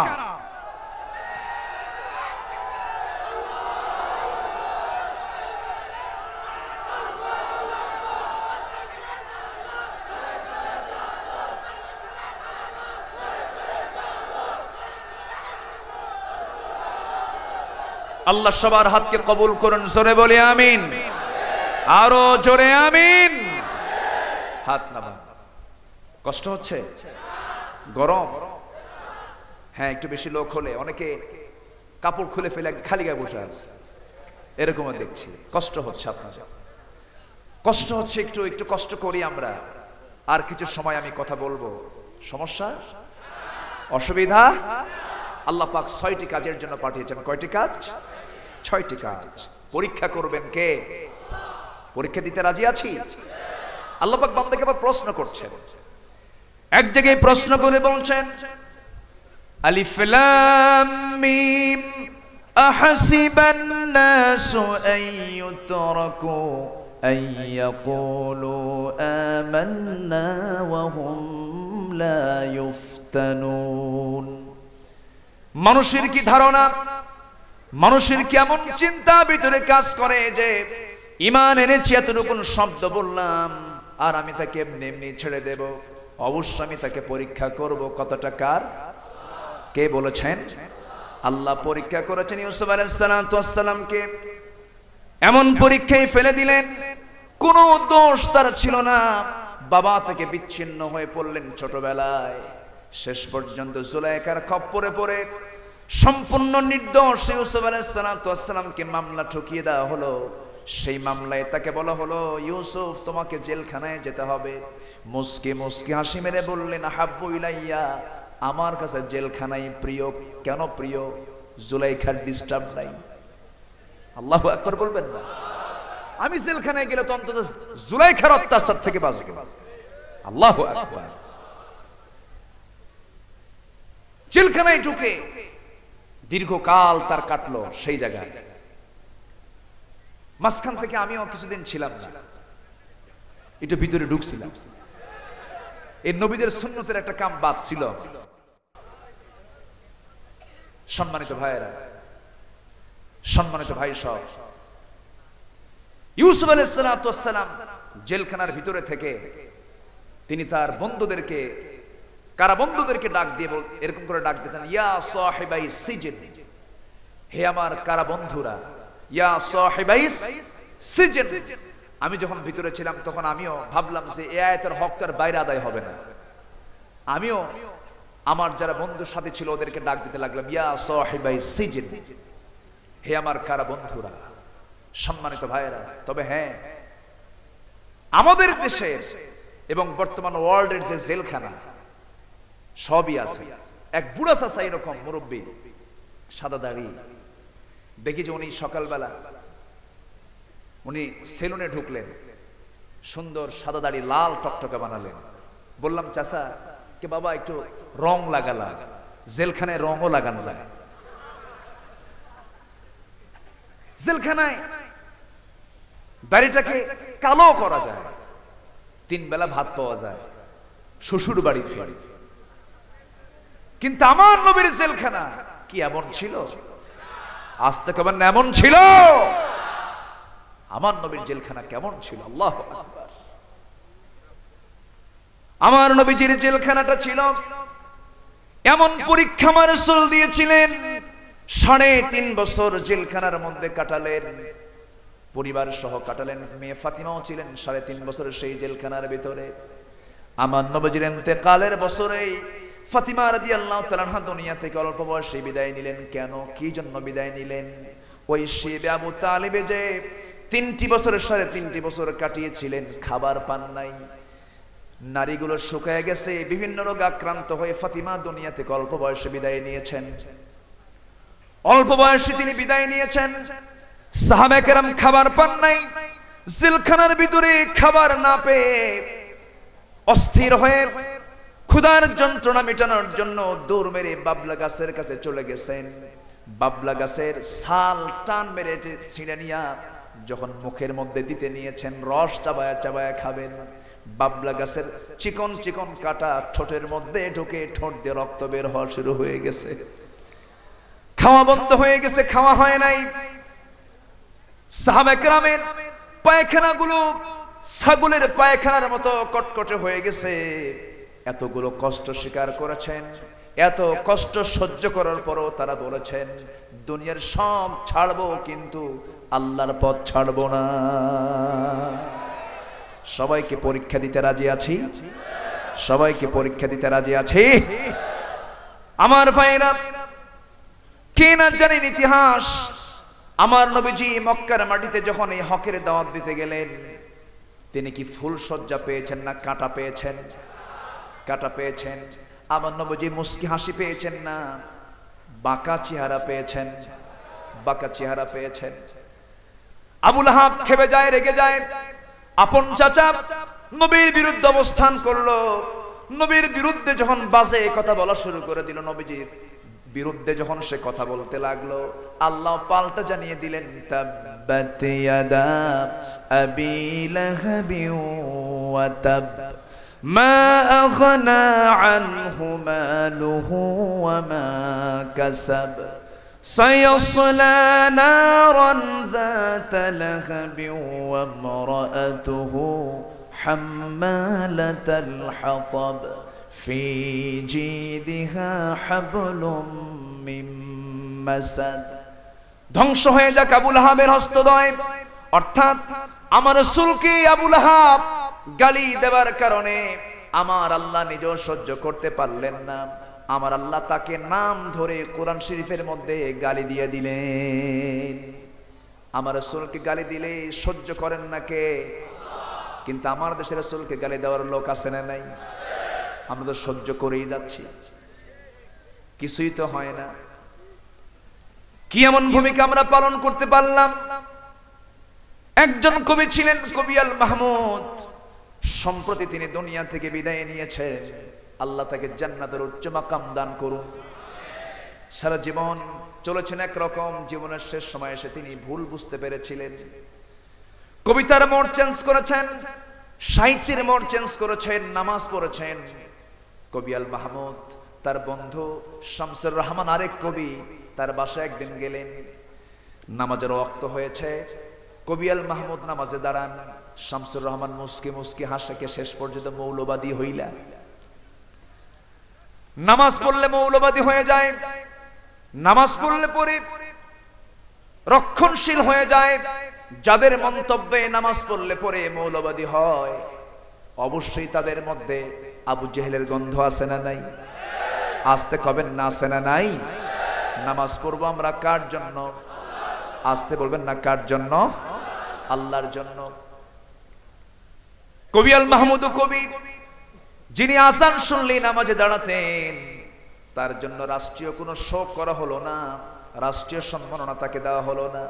আর শামসুর রহমান আযান শুনলে পরেই বলতো ওই জন্য বেশ্যার ডাক, যরকান নাউযুবিল্লাহ। তাদের ডাক দুনিয়াতে বেশি। আমরা দুনিয়ার ডাক, দুনিয়ার সম্মান পেতে চাই না, আমরা সম্মান পেতে চাই আমার আল্লাহর দরবারে। ঠিক কিনা আমার ভাইরা? এই দুনিয়াতে আমি আপনি সহি পথে চলতে গেলে ফুলসজ্জার উপরে আমি টিকতে পারবো না।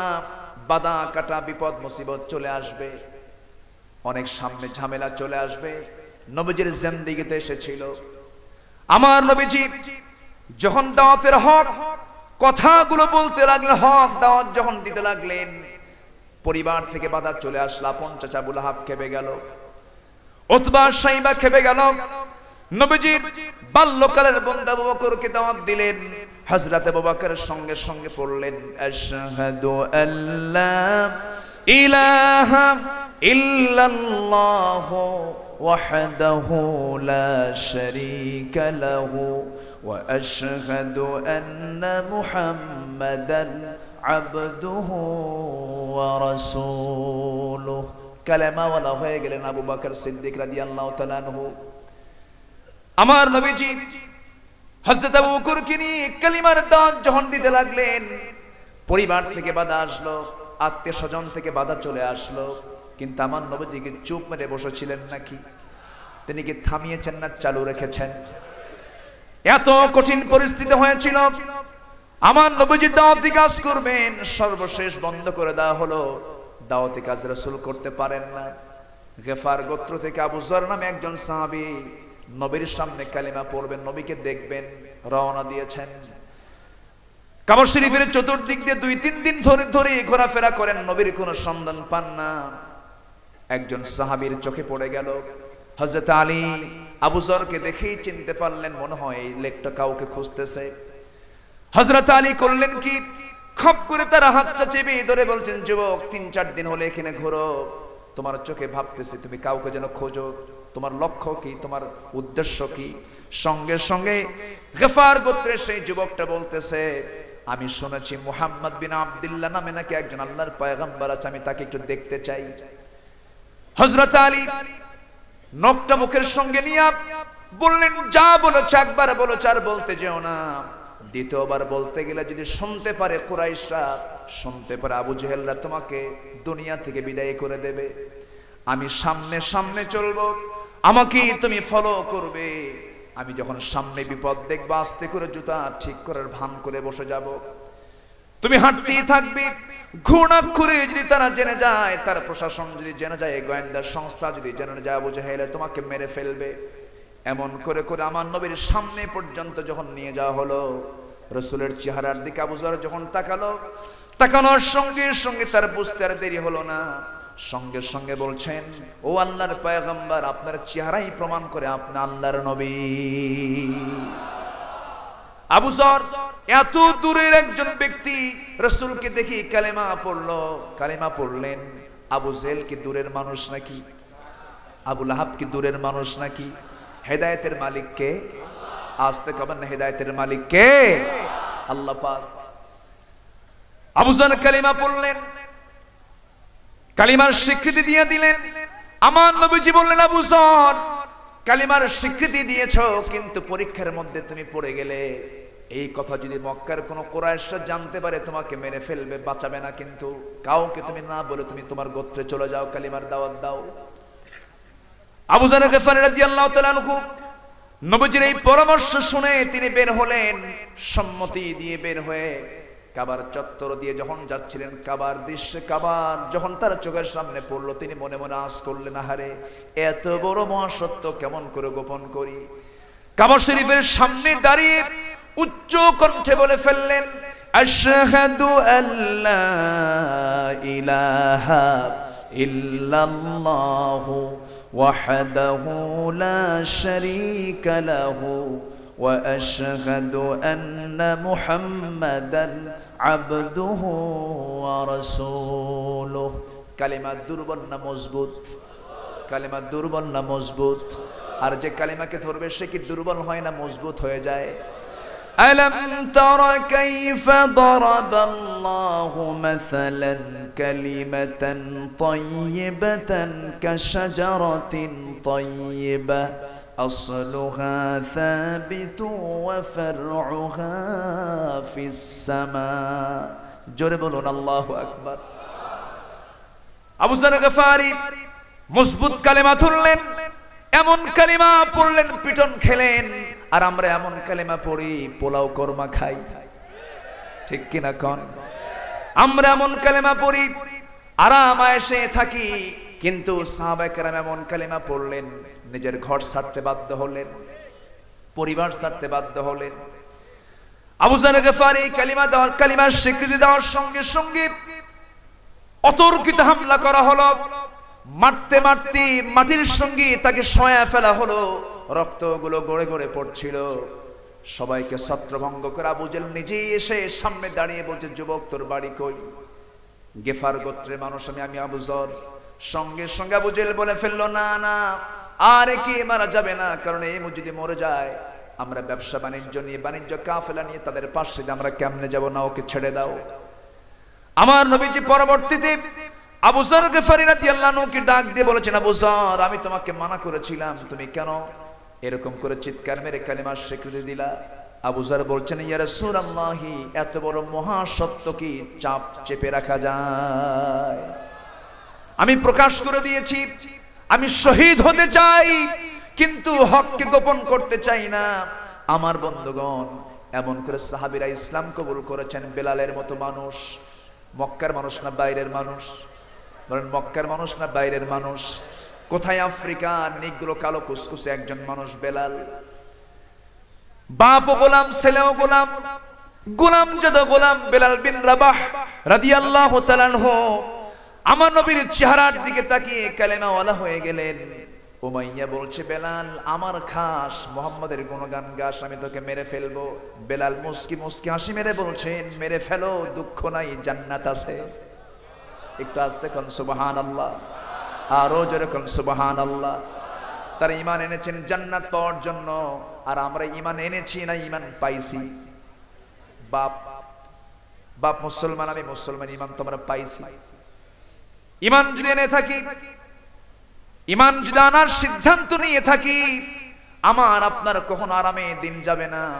এখনো যদি হকপন্থীদের কাতারে থাকতে চাই, অবশ্যই হামলা আছে না নাই? হুমকি দামকি আছে না নাই? জেল জরিমানা আছে না নাই? এমন জীবন দেওয়ার মতো কিছু লোক আছে না নাই? আসতে কবে না, আছে না নাই?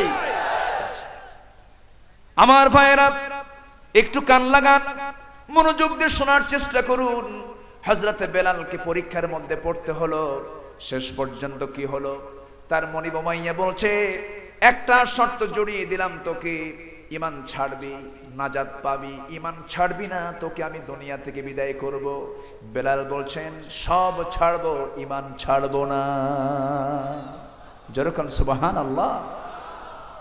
মজবুত ইমান না দুর্বল ইমান? সহজ পরীক্ষা না কঠিন পরীক্ষা? বিশাল পরীক্ষার মধ্যে পড়ে গেলেন। কি মুজাহাদা করলেন?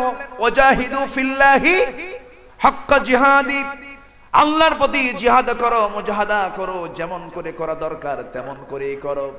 শুরু করলেন বেলাল, মার খেতে লাগলেন। শেষ পর্যন্ত জানোয়ারের মতো, একটা জানোয়ারকে যেমন গলা ধরে টানে, গলায় রশি ধরে টানে, গলার ভিতরে রশি দিয়া টেনে হেঁচড়ে নিয়ে চলে গেল তপ্ত বালুতে। নিয়ে গিয়ে মারতে লাগে, মারতে মারতে পিঠের চামড়া তুলে দেয়, বুকের উপরে পাথর চাপিয়ে দিয়ে বলে বেলাল তোকে মেরে ফেলবো। বেলালের হুঁশ নাই, বেহুশ অবস্থায় পড়ে আছেন, মুখ থুবড়ে তিনি পড়ে আছেন। রক্তাক্ত বেলাল, জখম হয়ে যাওয়া বেলালের মুখ থেকে শুধু একটা শব্দ বের হয়, আল্লাহ আহাদ, আল্লাহ আহাদ, এছাড়া কোনো শব্দ তার মুখ থেকে বের হচ্ছে না। এমত অবস্থায় উমাইয়া করলো কি? বুকের উপরে বসে মুখের মধ্যে বাম হাত ঢুকায়া দিয়া জিব্বা বের করে জিব্বার ভিতরে বাবলা গাছের কাঁটা ঢুকায়া দিল, ফিঙ্কি দিয়ে রক্ত বের হয়ে গেল। বলা হলো বেলাল রে, জিব্বা বন্ধ করলাম, তুই আল্লাহর জিকির করবি কেমনে? আস্তে করে নখ বের করে নখটা বুকের সঙ্গে লাগায়া দিয়ে বলে, ও আমার মনিব উমাইয়া, তুমি আমার জিব্বা বন্ধ করলে কি হবে? ইশারা করে জানিয়ে দিচ্ছেন আমার দিলের মধ্যে আমি আমার আল্লাহর নামটা অঙ্কন করে রেখে দিয়েছি। যেরকম সুবহানাল্লাহ। এমন বেলালকে আজকের সমাজেও কিছু আছে না নাই?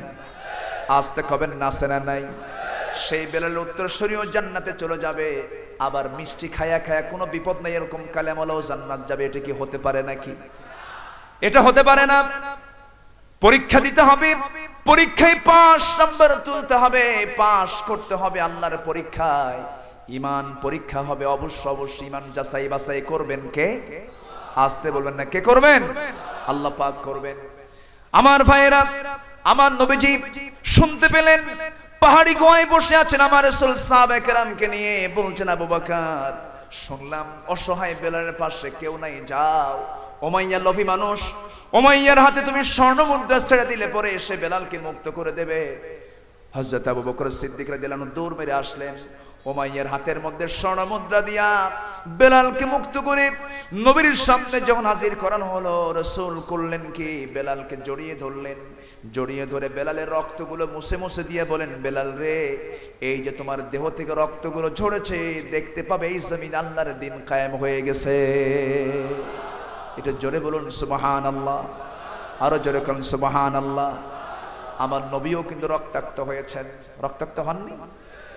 আমার নবীও রক্তাক্ত হয়েছেন, আক্রান্ত হয়েছেন। নবীজি ওই মক্কার মাটিতে কালিমার দাওয়াত দিতে যাচ্ছিলেন। কোন এক সকালবেলা আবু বকর সিদ্দিক রাদিয়াল্লাহু আনহু তিনিও পড়ে গেলেন কাফেরদের সেই তোপের মুখে। কাবা শরীফের সামনে আবু বকরকে থাপ্পড় মেরে জমিনে ফেলে দেওয়া হলো। ফেলে দেওয়ার পরে নাকির উপরে এক পর্যায়ে খড়ম জুতা চালিয়ে দিল, নাকটা চ্যাপ্টা করে দিল, রক্ত দরদর করে পড়া শুরু হয়ে গেল। হযরতে বেলাল রাদিয়াল্লাহু তাআলা, হযরত আবু বকর সিদ্দিক রাদিয়াল্লাহু তাআলা সেখান থেকে কোনো মতে প্রাণে বেঁচে সেখান থেকে তিনি একটা দৌড় মারলেন। আর মনে মনে চিন্তা করেন, হারে আমার নবীকে না জানি তারা কোন আক্রমণ করছে। কিছুক্ষণ পর নবীর সামনে দাঁড়িয়ে দেখেন আমার নবী রক্তাক্ত চেহারা নিয়ে বসে আছেন। আমার রাসূল বলছেন, আবু বকর তোমার নাক দিয়ে রক্ত পড়ছে কেন? হুজুর আমার নাকটা থেতলা করে দিয়েছে, রক্তাক্ত করে দিয়েছে। আমার রাসূল বলছেন, আবু বকর চিন্তা করো না, ঈমানের বিজয় সামনে হয়ে আসতেছে, আল্লাহর জমিন আল্লাহর দিন কায়েমের পথ সুগম হয়ে যাচ্ছে। জোরে বলুন সুবহানাল্লাহ। দুজনই রক্তাক্ত অবস্থা। রাসূল বলছেন, আবু বকর কোনো কিছু খেয়েছো নাকি? না খাই নাই। আমিও তো খাই নাই। এবার রাসূল বলছেন, শোনো আবু বকর, চলো আমরা মক্কার বাইরে চলে যাই, আউটসাইডে চলে যাই, মক্কার ভিতরে থাকা এখন নিরাপদ নয়, একটু বাইরে চলে যাই। বাইরে চলে গেলেন, মেষের পাল খুঁজলেন, উটের পাল খুঁজলেন, পেলেন না। একটা ছাগলের পাল দেখতে পেলেন। ছাগলের পাল দেখে ছাগলের রাখালকে বললেন, রাখাল একটা ছাগি দেবে নাকি, যে ছাগিটা সুন্দর করে দহন করব, দুধ পান করব, আমরা একটু আমাদের পানির শূন্যতা পূরণ করব, তৃষ্ণা নিবারণ করব। রাখাল বলতেছে, না ছাগল দিতে পারবো না, কারণ এই ছাগল পালের মালিক তো আমি নই, আমানতের খেয়ানত আমি করতে পারবো না। নবীজির কাছে কতটা পছন্দ হয়ে গেল, হা এত সুন্দর এই রাখালটা আমানতের খেয়ানত সে করতে চায় না।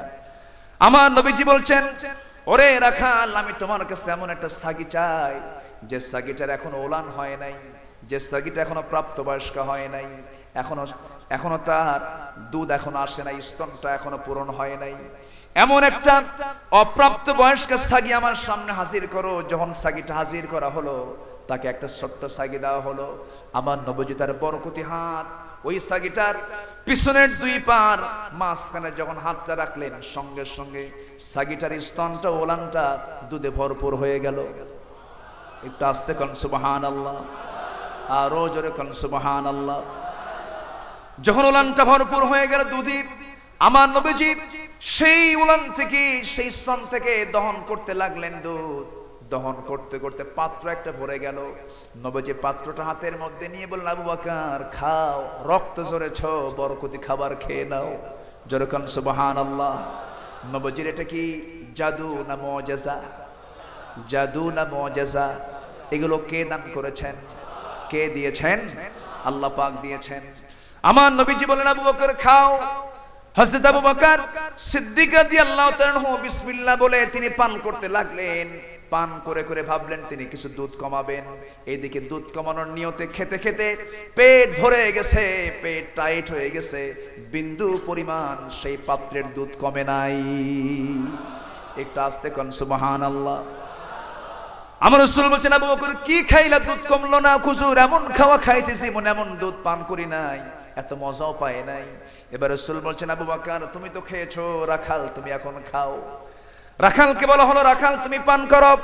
এবার রাখাল দুধ মাত্র হাতের মধ্যে নিয়ে যখন খাইতে লাগলো, খাইতে খাইতে তারও পেটও টাইট হয়ে গেছে।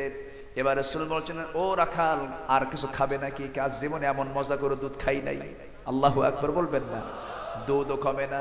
আমার রাসূল বললেন, শোনো, এই জায়গায় যদি আরো আল্লাহর কিছু বান্দা থেকে যেত, তারাও খেত, দুধ ফুটতো না এই পাত্র থেকে, কারণ যতক্ষণ না আমি নবীজি আমার ঠোঁটটা সেই পাত্রে না লাগাবো। যেরকম সুবহানাল্লাহ। আমার নবীজি করলেন কি?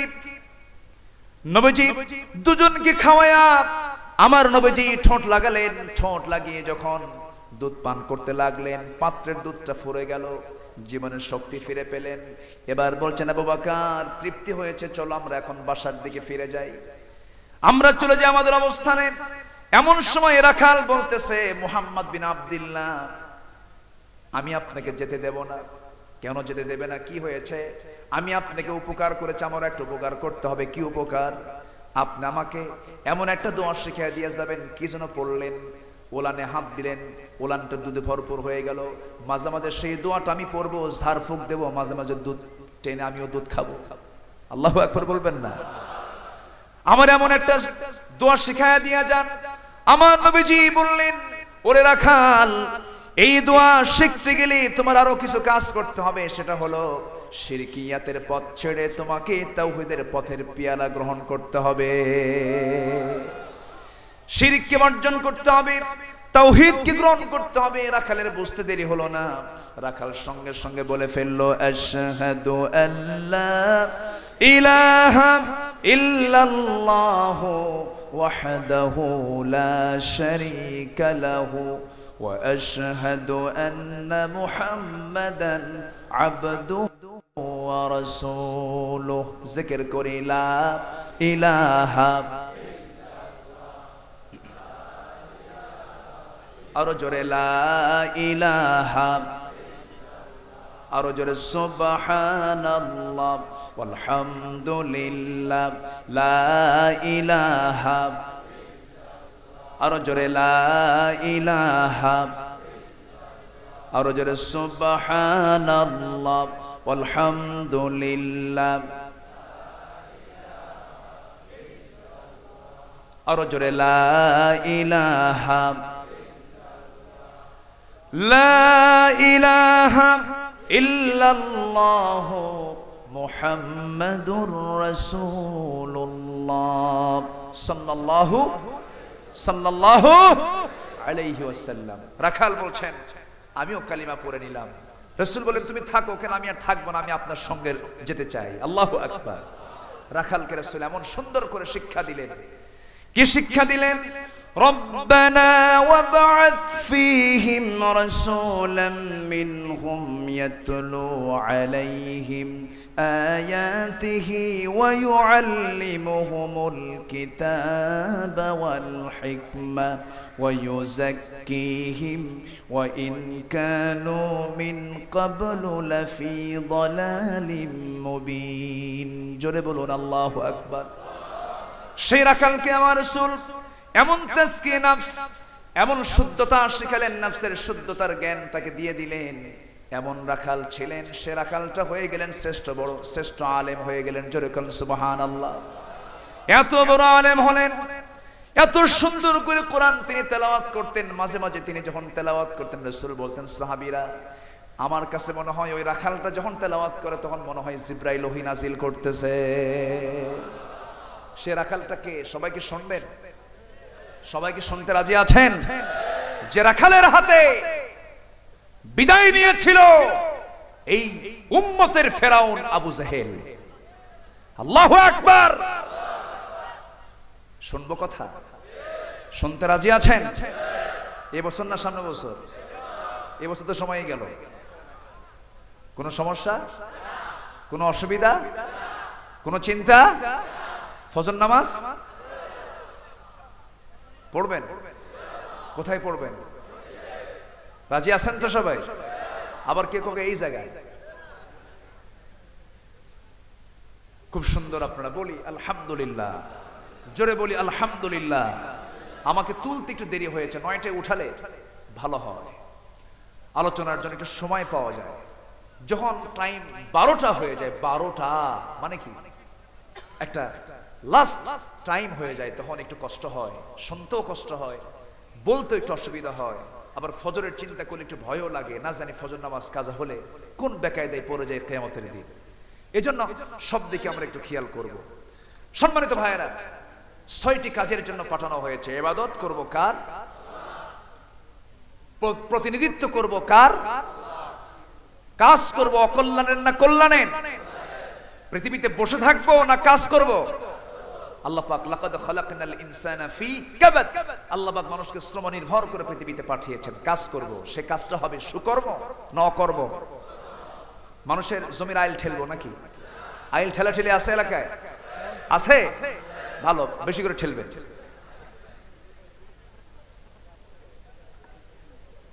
দু একজন করে ওঠে, কি করব বলেন তো? দু একজন করে উঠে যাচ্ছেন, খুব সমস্যা নাকি? তো ওঠে কেন? ও জরুরত। আচ্ছা, জরুরত যদি হয় ভিন্ন কথা, কিন্তু বিড়ি টানার জরুরত যেন না হয় আবার, এটাও কিন্তু জরুরত। দেখবেন গ্রামের কিছু কিছু মাতব্বর দরবারে বসে হঠাৎ করে নাই, দরবার থেকে হেরে গেছে, কোথায় গেছিলেন? টান দিয়ে আসলাম। টানাটানি আছে না নাই? ওরে বাপরে বাপ, কি টান মারে! কোন প্রকার নেশা ইসলাম জায়েজ বলেছে? কোন নেশা ইসলাম জায়েজ বলেছে? গাঁজা খাওয়া, মদ খাওয়া, ইয়াবা। আজকে আমার দেশে ইয়াবা নাই, আছে না নাই? গভর্নমেন্টকে ধন্যবাদ, মাদক দ্রব্যের ব্যাপারে গভর্নমেন্ট চরম শক্ত ভূমিকা পালন করছে, আলহামদুলিল্লাহ। কিন্তু আমি এর সঙ্গে আরেকটু কথা যোগ করতে চাই। এই মাদক বিরোধী অভিযানে যদি কোনো পছন্দের লোক ধরা পড়ে যায়, ছাড় দেওয়া যাবে না। আজকে আমার আপনার সন্তান শেষ হয়ে যাচ্ছে, ঠিক কিনা? শেষ হয়ে গেল। একটা পরিবারের ধ্বংস ডাকার জন্য একটা ছেলের হাতে ইয়াবা তুলে দেওয়াই যথেষ্ট। সম্মানিত ভাইয়েরা, সকল প্রকার নেশার বিরুদ্ধে অবস্থান হচ্ছে ইসলামের। নেশা করা যাবে না, নেশার কাছে যাওয়া যাবে না। নেশা মুক্ত জীবন আমরা গড়ব। জোরে বলি ইনশাআল্লাহ, আর জোরে বলি ইনশাআল্লাহ। আমি কিছুদিন ভিতরে ছিলাম, ভিতরে থাকাকালীন অবস্থায় দেখি এক চেয়ারম্যান সাহেব খালি বিড়ি খায়। একদিনে তার 7 প্যাকেট বেনসন লাগে, যার দাম প্রায় কত করে? 250 টাকা করে, 240 টাকা করে। তাহলে যদি 1.5 থেকে 2000 টাকা টানতেই যায়, আল্লাহ ওরে টানবে না? আল্লাহ ওরে টানবে না? ওয়ালা তুবাযযির তাবযীরা ইন্নাল মুবাযযিরিনা কানু। শয়তানের ভাই, আমরা অপচয়ের মধ্যে যাব না। জোরে বলি ইনশাআল্লাহ, জোরে বলি ইনশাআল্লাহ। আমি তাকে বললাম, ভাইজান আপনি এত টানেন কেন? বাইরে খাইতেন 6 প্যাকেট, এখন লাগে এখানে 7 প্যাকেট। একটু বেশি টেনশন তো, সেজন্য টেনশন দূর করার জন্য টানে। এক চাচা দেখি ভিতরে 80 বছর বয়স হয়ে গেছে, ভিতরে ঢুকছেন উনি। আমি তাকে বললাম, চাচা আপনি এই বুড়ো বয়সে জেলখানায় কেন? কে বাবা আর কইও না, সরকারের মাথা খারাপ। সরকারের মাথা খারাপ না আপনার মাথা খারাপ? কেন, কি হয়েছে বলেন তো? কি বাবা আর কইও না, সরকার শেষ পর্যন্ত গাছের বিরুদ্ধে লাগছে। কি গাছ? রহমতের গাছ। রহমতের গাছ আবার কি গাছ বলেন? কি বাবা এটা বুঝবা না। কি গাছ বলেন? গাজার গাছ।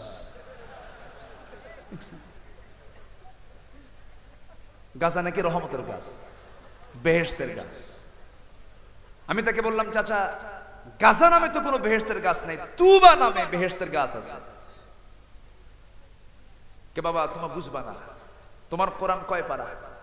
আমারে কয়। আমি বললাম, তোমার কোরআন কেন? সবার কোরআনই তো 30 পারা।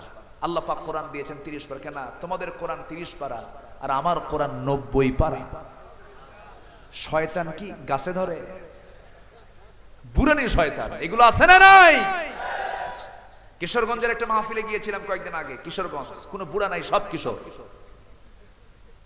আমার দেশের কিছু কিছু জেলার নাম আছে খুব বিচিত্র। কিশোরগঞ্জ মানে কোনো বুড়া মানুষ ওই এলাকায় নাই। ওইদিকে গাইবান্ধা, সব গাইবান্ধা বাছুর আগলা। ওইদিকে হাতিবান্ধা, ওইদিকে আর কি যেন আছে, বাঘ মারা, ঘোড়া মারা, ভেড়া মারা আছে না, অনেক কিছু আছে। কিন্তু আপনারা সোনা নিয়ে বসে আছেন, আলহামদুলিল্লাহ। সোনাই মুড়ি, সোনা দিয়ে মুড়ায় রাখছেন। আল্লাহ তুমি এলাকার মানুষকে সম্পদশালী বানাও এবং সেই সম্পদ দিয়ে ইসলামের কাজে তুমি কাজে লাগানোর তৌফিক দিয়ে দাও। জোরে বলি আমিন। খুব সুন্দর নাম, সবই সুন্দর। নোয়াখালী এটা এমন একটি জনপদের নাম যে জেলায় সবচেয়ে বেশি আলেম বেশি, আলহামদুলিল্লাহ। সবচেয়ে বেশি আলেমের দিক থেকে নোয়াখালী ফার্স্ট, আলহামদুলিল্লাহ। ব্যবসায়িক দিক থেকে ফার্স্ট, সব দিক থেকে ফার্স্ট। আবার কিছু আবু জাহেলও আছে। আস্তকান কোন আছে না নাই? কষ্ট হচ্ছে আপনাদের? আমি কথা কব? জোরে বলি ইনশাআল্লাহ, আর জোরে বলি ইনশাআল্লাহ। আমরা জিহাদ করব কার পথে? আস্তে কব না, কার পথে? দুর্বল করে না মজবুত হয়ে? দুর্বল ভাবে না মজবুত ভাবে? হক জিহাদি। আল্লাহ রাব্বুল আলামিনের পরে বলছেন, হুয়া জাতাবাকুম ওয়া মা জাআলা আলাইকুম ফিদ-দীনি মিন হারাজিম মিল্লাতা আবিকুম ইব্রাহিম। তিনি তোমাদেরকে নির্বাচিত করেছেন আর তোমাদের জন্য তার দিনকে তোমাদের জন্য কঠিন করে দেন নাই, কষ্টকর করে দেন নাই। দিনটা আমার আপনার জন্য কঠিন করেছেন না সহজ করেছেন? কঠিন না সহজ করেছেন? কিন্তু কঠিন বানিয়ে নিয়েছে আমরা কি করে নিয়েছি? কঠিন বানিয়ে নিয়েছি। আর আল্লাহ বলছেন, শোনো, তোমাদের জাতির পিতা কিন্তু কেউ নয়, তোমাদের জাতির পিতা আমি বানিয়ে দিয়েছি। এটা সিলেকশন করেছে আমি আল্লাহ রাব্বুল আলামিন। মিল্লাতা আবিকুম ইব্রাহিম। তোমাদের জাতির পিতা কে? আরো জোরে বলুন, কে? জাতির পিতা, জাতির পিতা, জাতির পিতা। 3 বার বলে দিলাম যেন ভুল না হয়। আমার ভাইরা, আমার ভাইরা, আমাদের পরিচয়, প্রথম পরিচয় আমরা বাঙালি, বাংলাদেশিরা, মুসলমান। আমাদের পরিচয়টা কি বলুন? আরো জোরে বলুন। আল্লাহ পাক বলছেন, হুয়া সাম্মাকুমুল মুসলিমিন। আমরা হলাম মুসলমান, এটা আমাদের 1 নাম্বার পরিচয়। ইসলামকে আমরা লালন করব, ইসলামকে আমরা ফলো করব জীবনের এক জায়গায় না সব জায়গায়, এক জায়গায় না সব জায়গায়। এই দ্বীনের প্রচার করতে গিয়ে, এই দ্বীনের পথে টিকে থাকতে গিয়ে আমার নবীজি কত মার খেলেন। আমরা সেই পরীক্ষাও দেব, পরীক্ষা আমরা ফেল করতে চাই না, পাস করতে চাই। জাতির পিতাকে ইব্রাহিম আলাইহিস সালাতু ওয়াস সালাম কি পরীক্ষা দেন নাই? সেই পরীক্ষায় তিনি ফেল করেছেন না পাস করেছেন? ফাতাম্মাহুন্না, পরীক্ষায় তিনি পাস করেছেন। আমরা পাস করতে চাই। সেই পাশের মধ্য দিয়া আল্লাহর 8টা জান্নাত আছে না নাই? কাফেরের জন্য, মুনাফিকের জন্য, মুশরিকের জন্য, সেই ব্যক্তির জন্য যারা বলবে, যাদের জন্য আল্লাহ রাব্বুল আলামিন এই জান্নাতটা রেখেছেন, সেই বান্দাদের কাজ হবে ইয়া আইয়ুহাল্লাযীনা আমানুরকাউ ওয়াসজুদু ওয়া'বুদু রাব্বাকুম ওয়াফআলুল খায়রা লাআল্লাকুম তুফলিহুন। জোরে বলুন আল্লাহু আকবার। রুকু করব কার? সেজদা দেব কার? এরপরে ইবাদত করব কার? ভালো কাজ করব কার সন্তুষ্টির জন্য? জিহাদ করব কার পথে? দুর্বল হয়ে না মজবুত হয়ে? আমার ভাইয়েরা, এরপর আল্লাহ রাব্বুল আলামিন এই আয়াতের শেষের দিকে ফা শব্দটা বলছেন আফটার, এরপর ফাকিমুস সালাত, এরপরে তোমরা আরো কিছু কাজ করবে, আরো 3টা কাজ তোমরা করবে। ফাকিমুস সালাতা ওয়া আতুস যাকাত ওয়া ওয়া'তাসিমু বিল্লাহ হুয়া মাওলাকুম ফানি'মাল মাওলা ওয়া নি'মান নাসির। জোরে বলুন আল্লাহু আকবার। এরপরে তোমরা আরো 3টি কাজ করবে। 1 নাম্বার হলো তোমরা করবে নামাজ কায়েম করবে, নামাজ পড়বে, নামাজ কায়েম করবে। আমাদের সমাজে কিছু লোক আছে নামাজ আদায়ে বিশ্বাসী কিন্তু নামাজ কায়েমে বিশ্বাসী না। এরা হলো মুনাফিক। এরা কি? আব্দুল্লাহ বিন উবাই নামাজ আদায়ে বিশ্বাসী ছিল কিন্তু নামাজ কায়েমে বিশ্বাসী ছিল না। জিহাদের ময়দানে নাই কিন্তু নামাজের জন্য মসজিদে আছে। এমন লোক আমার দেশে আছে না নাই? নামাজ পড়তে পড়তে কপাল কালো, রোজা রাখতে রাখতে শুকায় যায়, আপত্তি নাই। দান করতে করতে আপনার ফকির হয়ে যান, আপত্তি নাই। কিন্তু আপনি যদি নামাজ কায়েমের সংগ্রামে যদি নিজেকে নিয়োজিত না রাখেন, আপনার কোন ইবাদত আল্লাহর দরবারে মঞ্জুর হবে না। যেরকম ঠিক কিনা? এমন লোক আছে না নাই? আমরা নামাজ পড়বো কয় ওয়াক্ত? কয় ওয়াক্ত নামাজ পড়বেন? কারা কারা একটু হাত তুলে দেখেন তো। জোরে বলুন ইয়া আল্লাহ, ইয়া আল্লাহ। আমাদেরকে 5 ওয়াক্ত সালাত আদায় করার তৌফিক তুমি আল্লাহ দিয়ে দাও। জোরে বলি আমিন, আরো জোরে আমিন। হাত নামান। সেই নামাজটা পড়বো আমরা বুঝে না না বুঝে, জেনে না না জেনে, সময় নেওয়ার সময় নামাজটা আমরা পড়বো যত্নের সাথে, বুঝে শুনে নামাজ পড়বো। সেই লোকের মতো নামাজ পড়া যাবে না। এক লোকের বাড়ি মসজিদের সাথে, আবার ওই লোকের পাশেই বাড়ি হলো একটা হিন্দুর। হিন্দু লোকটা প্রত্যেকদিন মসজিদের সামনে দিয়ে চলে যায়।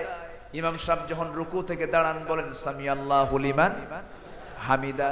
হামিদা শোনা মাত্র হিন্দুটা প্রত্যেকদিন শুনে আর মনে মনে চিন্তা করে, প্রত্যেকদিন ইমাম সাহেব হামিদা হামিদা করে নামাজের মধ্যে, হামিদা মেয়েটা কার মেয়ে? ওর মনে এটা চিন্তা আসছে। এখন ওই প্রতিবেশী এক মুসলমান তাকে এসে বলল, ভাই তোমাদের ইমাম সাহেবের হলোটা কি? প্রত্যেক ওয়াক্তে শুধু এক মহিলার নামে দোয়া করে, হামিদা হামিদা হামিদা। হামিদা মেয়েটা কার মেয়ে? এখন এই মুসল্লি বলতেছে, ভাই আমিও 25 বছর যাবত 5 ওয়াক্ত নামাজ বা জামাতের সাথে আদায় করি, আমি আজ পর্যন্ত ঠিক মতো বলতে পারি না আসলেই হামিদা মেয়েটা কার মেয়ে। তাহলে কি ওই হিন্দুর ভিতরে আর ওর ভিতরে কোনো তফাৎ আছে? আসতে কবেন না তফাৎ আছে। যেই নামাজ আদায় নামাজ কায়েমের শিক্ষা পাওয়া যায় না, এটা নামাজ নয়, ওই নামাজই জাহান্নামে চলে যাবে। ঠিক কি না? নামাজি 2 প্রকার। ফাওয়াইলুল লিল মুসাল্লিনা আল্লাযীনা হুম আন সালাতিহিম সাহুন আল্লাযীনা হুম ইউরাউনা ওয়া নাউনাল মাউন। ওই সমস্ত মুসল্লির জন্য ওয়াইল জাহান্নাম। হেলায় খেলায় যারা নামাজ পড়ে, লোক দেখানো যারা নামাজ পড়ে, আর ওই সমস্ত মুসল্লির জন্য সফলতা জান্নাত। আল্লাহ রাব্বুল আলামিন বলেন এই সূরার পরের সূরা মুমিনুনের শুরুতে আল্লাহ রাব্বুল আলামিন বলছেন قد أفلح المؤمنون الذين هم في صلاتهم خاشعون والذين هم على صلواتهم يحافظون। জোরে বলুন আল্লাহু আকবার। নামাজের যারা যত্নবান হয়, নামাজ কায়েমের সংগ্রামে যারা সক্রিয় হয়, এরা হবে কি? উলাইকা হুমুল ওয়ারিসুন আল্লাযীনা ইয়ারিসুনাল ফিরদাউসা হুম ফিহা খালিদুন। জোরে বলুন আল্লাহু আকবার। সবাইকে নামাজ কায়েমের সংগ্রামে আমরা অবশ্যই সবাইকে শামিল হতে চাই, সবাইকে শামিল হতে চাই। আল্লাহ কবুল করুন। জোরে বলি আমিন, আরো জোরে আমিন। এলাকার মায়েরা কি নামাজ কালাম পড়ে? মার্কেটে যায়? ও মার্কেটও যায়। বোরকা টোরকা পড়ে? কি বোরকা পড়ে? ফ্যাশন না নন ফ্যাশন? ফ্যাশন। আচ্ছা, ফ্যাশন বোরকা পড়ে। তাহলে বোরকা ওই জাতীয় পড়া যাবে না। বোরকা পড়তে হবে ঢাকার জন্য, দেখার জন্য নয়। ঠিক কি না? আল্লাহ পাক মাদেরকে পর্দায় থাকার তৌফিক দান করুন। জোরে বলি আমিন। অনেক দূর দূরান্ত থেকে এসেছেন, অনেকে 20 মাইল 30 মাইল দূর থেকে এসেছেন। আমি আর সময় ক্ষেপণ করতে চাচ্ছি না, 12টা ক্রস করেছি আমরা। যতটুকু হয়েছে আমরা বলি আলহামদুলিল্লাহ। জোরে বলি আলহামদুলিল্লাহ। সবাই যে যেখানে আছি নামাজের মতো করে তাশাহুদের সূরাতে আমরা বসে যাই। আমরা সোজা এখন চাইবো কার কাছে? কার কাছে চাইবো আমরা? আল্লাহর কাছে। সবাই বসুন, যে যেখানে আছি। আর সময় ক্ষেপণ করব না। ফজর কি পড়বো আমরা সবাই? ফজর কাজা হবে? মনে থাকবে তো সবার? আল্লাহ কবুল করুন। জোরে বলি আল্লাহুম্মা আমিন। আসুন আমরা আল্লাহর কাছে চাবো, আল্লাহর কাছে প্রার্থনা করব। যে যেখানে আছে বসে পড়ি। একটু বসুন, বসুন সবাই। কোমর লেগে গেছে বুঝতে পারছি। হ্যাঁ জি, বসুন সবাই, সবাই বসুন। যে যেখানে আছে সবাই বলি ইয়া আল্লাহ ইয়া রহমান। আমার জীবনে সগীরা কবীরা, ছোট বড় সব গুনাহ তুমি আল্লাহ মাফ করে দাও। জোরে বলুন ইয়া রাব্বাল আলামিন, ইয়া রাব্বাল আলামিন। যে যেখানে দাঁড়িয়ে আছে বসে পড়ি। আমরা মেহেরবানি করে বসে আমরা আল্লাহর কাছে চাবো। একটু বিনয়ী হয়ে নামাজের মতো করে বসি। আমরা সবাই নামাজের মতো করে তাশাহুদের সূরাতে আমরা বসে যাই। আল্লাহুম্মা আমিন। রব্বানা যালামনা আনফুসানা ওয়া ইল্লাম তাগফির লানা ওয়া তারহামনা লানাকুনান্না মিনাল খাসিরিন। রব্বানা লা তুযিগ কুলুবানা বা'দা ইদ হাদাইতানা ওয়া হাব লানা মিন লাদুনকা রাহমাতান ইন্নাকা আনতাল ওয়াহ্হাব। গভীর রাত, নিঝুম রাত, ঝিমানো মিষ্টি চাঁদের নিচে তোমার চাঁদের মতো হাজার হাজার মুসলমান নরনারীকে নিয়ে তোমার কালামের একটি একটি সামনে রেখে মুজাহাদার উপরে কিছু কথা বলার চেষ্টা করেছি।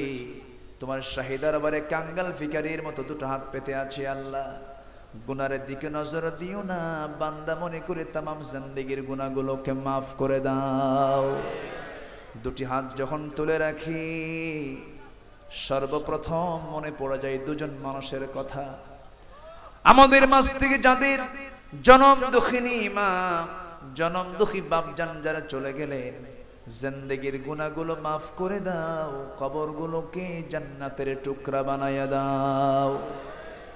অনেক আলোচনা শেষ করে বাড়ি ফিরে যাব। বাড়িতে ফিরে গিয়ে সবাইকে দেখব সন্তান আছে, বউ বাচ্চা সব আছে। মার ঘরের দিকে তাকায় দেখব মাও নাই, বাবাও নাই, কবরবাসী হয়ে গেছে। ও আল্লাহ, যে মার চেহারার দিকে তাকালে তুমি আল্লাহর রহমত নাজিল করো, যেই বাবার চেহারার দিকে তাকালে কলেজা ঠান্ডা হয়ে যায়। সে আব্বা আম্মা যারা চলে গেলেন, জিন্দেগীর গুনাহগুলো মাফ করে দাও, কবরগুলোকে জান্নাতের বাগিচা বানাইয়া দাও। সবাই চক্ষু বন্ধ করুন, আল্লাহর শেখানো দোয়া পড়ে দিল থেকে কণ্ঠ উজাড় করে হাত একটু উঁচু করে সবাই একসঙ্গে বলুন, রব্বিরহামহুমা কামা রব্বায়ানি সগীরা, রব্বিরহামহুমা কামা রব্বায়ানি সগীরা, রব্বিরহামহুমা কামা রব্বায়ানি সগীরা। আয় আল্লাহ তাআলা, এমন ভাই আমার সঙ্গে হাত তুলতে পারেন যিনি নিজের হাতে নিজের মাকে দাফন করেছেন, নিজের বাবাকে নিজের হাতে দাফন করেছেন। আয় আল্লাহ তাআলা, আব্বা আম্মা যারা বেঁচে আছেন তাদের প্রতি তোমার খাস রহমত নাজিল করো। প্রত্যেক সন্তানকে তার পিতামাতার খেদমত করার তৌফিক তুমি আল্লাহ দিয়ে দাও। আয় আল্লাহ তাআলা, বিশেষ করে মাহফিলের আয়োজন যারা করলেন আর শোনার জন্য দূর দূরান্ত কষ্ট করে যারা আসলেন, বিনিময়ে কাল কিয়ামতের কঠিন ময়দানে যেদিন পিতা তার পুত্রকে চিনবে না, মা তার সন্তানকে বলে যাবে, যেদিন মানুষ কাঁদতে কাঁদতে চোখের পানিগুলো ফুরে যাবে, চোখ থেকে রক্ত বের হওয়া শুরু হয়ে যাবে, সেই কঠিন মুসিবতের দিনে এই মাহফিল আমাদের সবার জন্য নাজাতের মাধ্যম বানায় দিও আল্লাহ। আয় আল্লাহ তাআলা, এই মাহফিলকে বাস্তবায়ন করতে গিয়ে কত শ্রম কত সময় ব্যয় করতে হয়েছে, কত অর্থ খরচ করতে হয়েছে। আল্লাহ, যারা এই মাহফিলটার সঙ্গে যারা সম্পৃক্ত আছেন, আয় আল্লাহ তাআলা মেহেরবানি করে তাদের সমস্ত খেদমতকে তুমি আল্লাহ কবুল আর মঞ্জুর করে নাও। পরকরার যুবকরা কত মেহনত করেছে, আল্লাহ এই যুবকদেরকে খালিদ বিন ওয়ালিদের সঙ্গে কবুল করে নাও, আব্দুল্লাহ বিন রাওহা রাদিয়াল্লাহু আনহুর সঙ্গে কবুল করে নাও। শাহাদাত ভাগ্যবান যুবকের নাম, তুমি তার খেদমতকে কবুল করো। তার আব্বা জাকির হোসেনকে তুমি আল্লাহ কবুল করো। আমার বাম পাশে মুরব্বি তার স্ত্রীর জন্য দোয়া চেয়েছেন, আয় আল্লাহ তাআলা মেহেরবানি করে সিহাতে কুল্লিয়া দিয়া দাও। আয় আল্লাহ তাআলা, সবার নাম তো আমি জানি না, যার যা প্রার্থনা তুমি আল্লাহ দয়া করে মঞ্জুর করে নাও। যার যে সমস্যা তুমি আল্লাহ দূর করে দাও, রোগাক্রান্তকে রোগ মুক্ত করো, ঋণগ্রস্তকে ঋণ মুক্ত তৌফিক দিয়ে দাও। এক কথায় যার যা সমস্যা তুমি আল্লাহ দয়া করে সমাধান করে দাও। যে ঘরে ছেলে নাই ছেলে দাও, যে ঘরে মেয়ে নাই মেয়ে দাও, নিঃসন্তানী মাকে তুমি আল্লাহ সন্তান দিয়ে ভরপুর করে দাও। আয় আল্লাহ তাআলা, আমরা যখন দুটো হাত পেতে আছি সেই সময় চকবাজারের ঘরগুলো পুরো সারখার হয়ে গেছে। ও আল্লাহ, তারা অসহায়ত্ব নিয়ে আছে। আয় আল্লাহ তাআলা, স্বামীর চোখের সামনে স্ত্রী দাও দাও করে জ্বলে, আবার স্ত্রীর সামনে স্বামী দাও দাও করে জ্বলে। মার চোখের সামনে সন্তানটার আগুনে সন্তানটার গায়ে আগুন ধরে গেছে।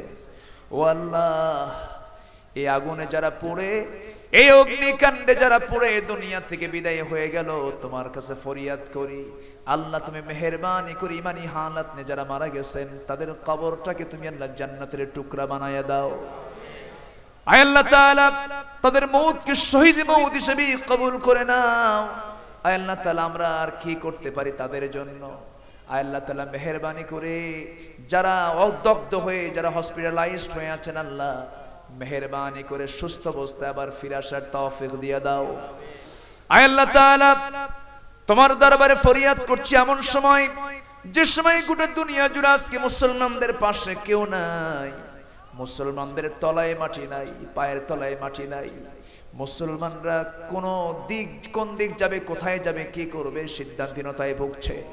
আল্লাহ, তোমার কাছে ফরিয়াদ করি, এই নেতৃত্বে শূন্য মুসলিম দুনিয়ার জন্য তুমি আল্লাহ মেহেরবানি করে ওমরের মতো, আবু বকরের মতো একটা নেতা আমাদের জন্য তুমি আল্লাহ পাঠাইয়া দাও।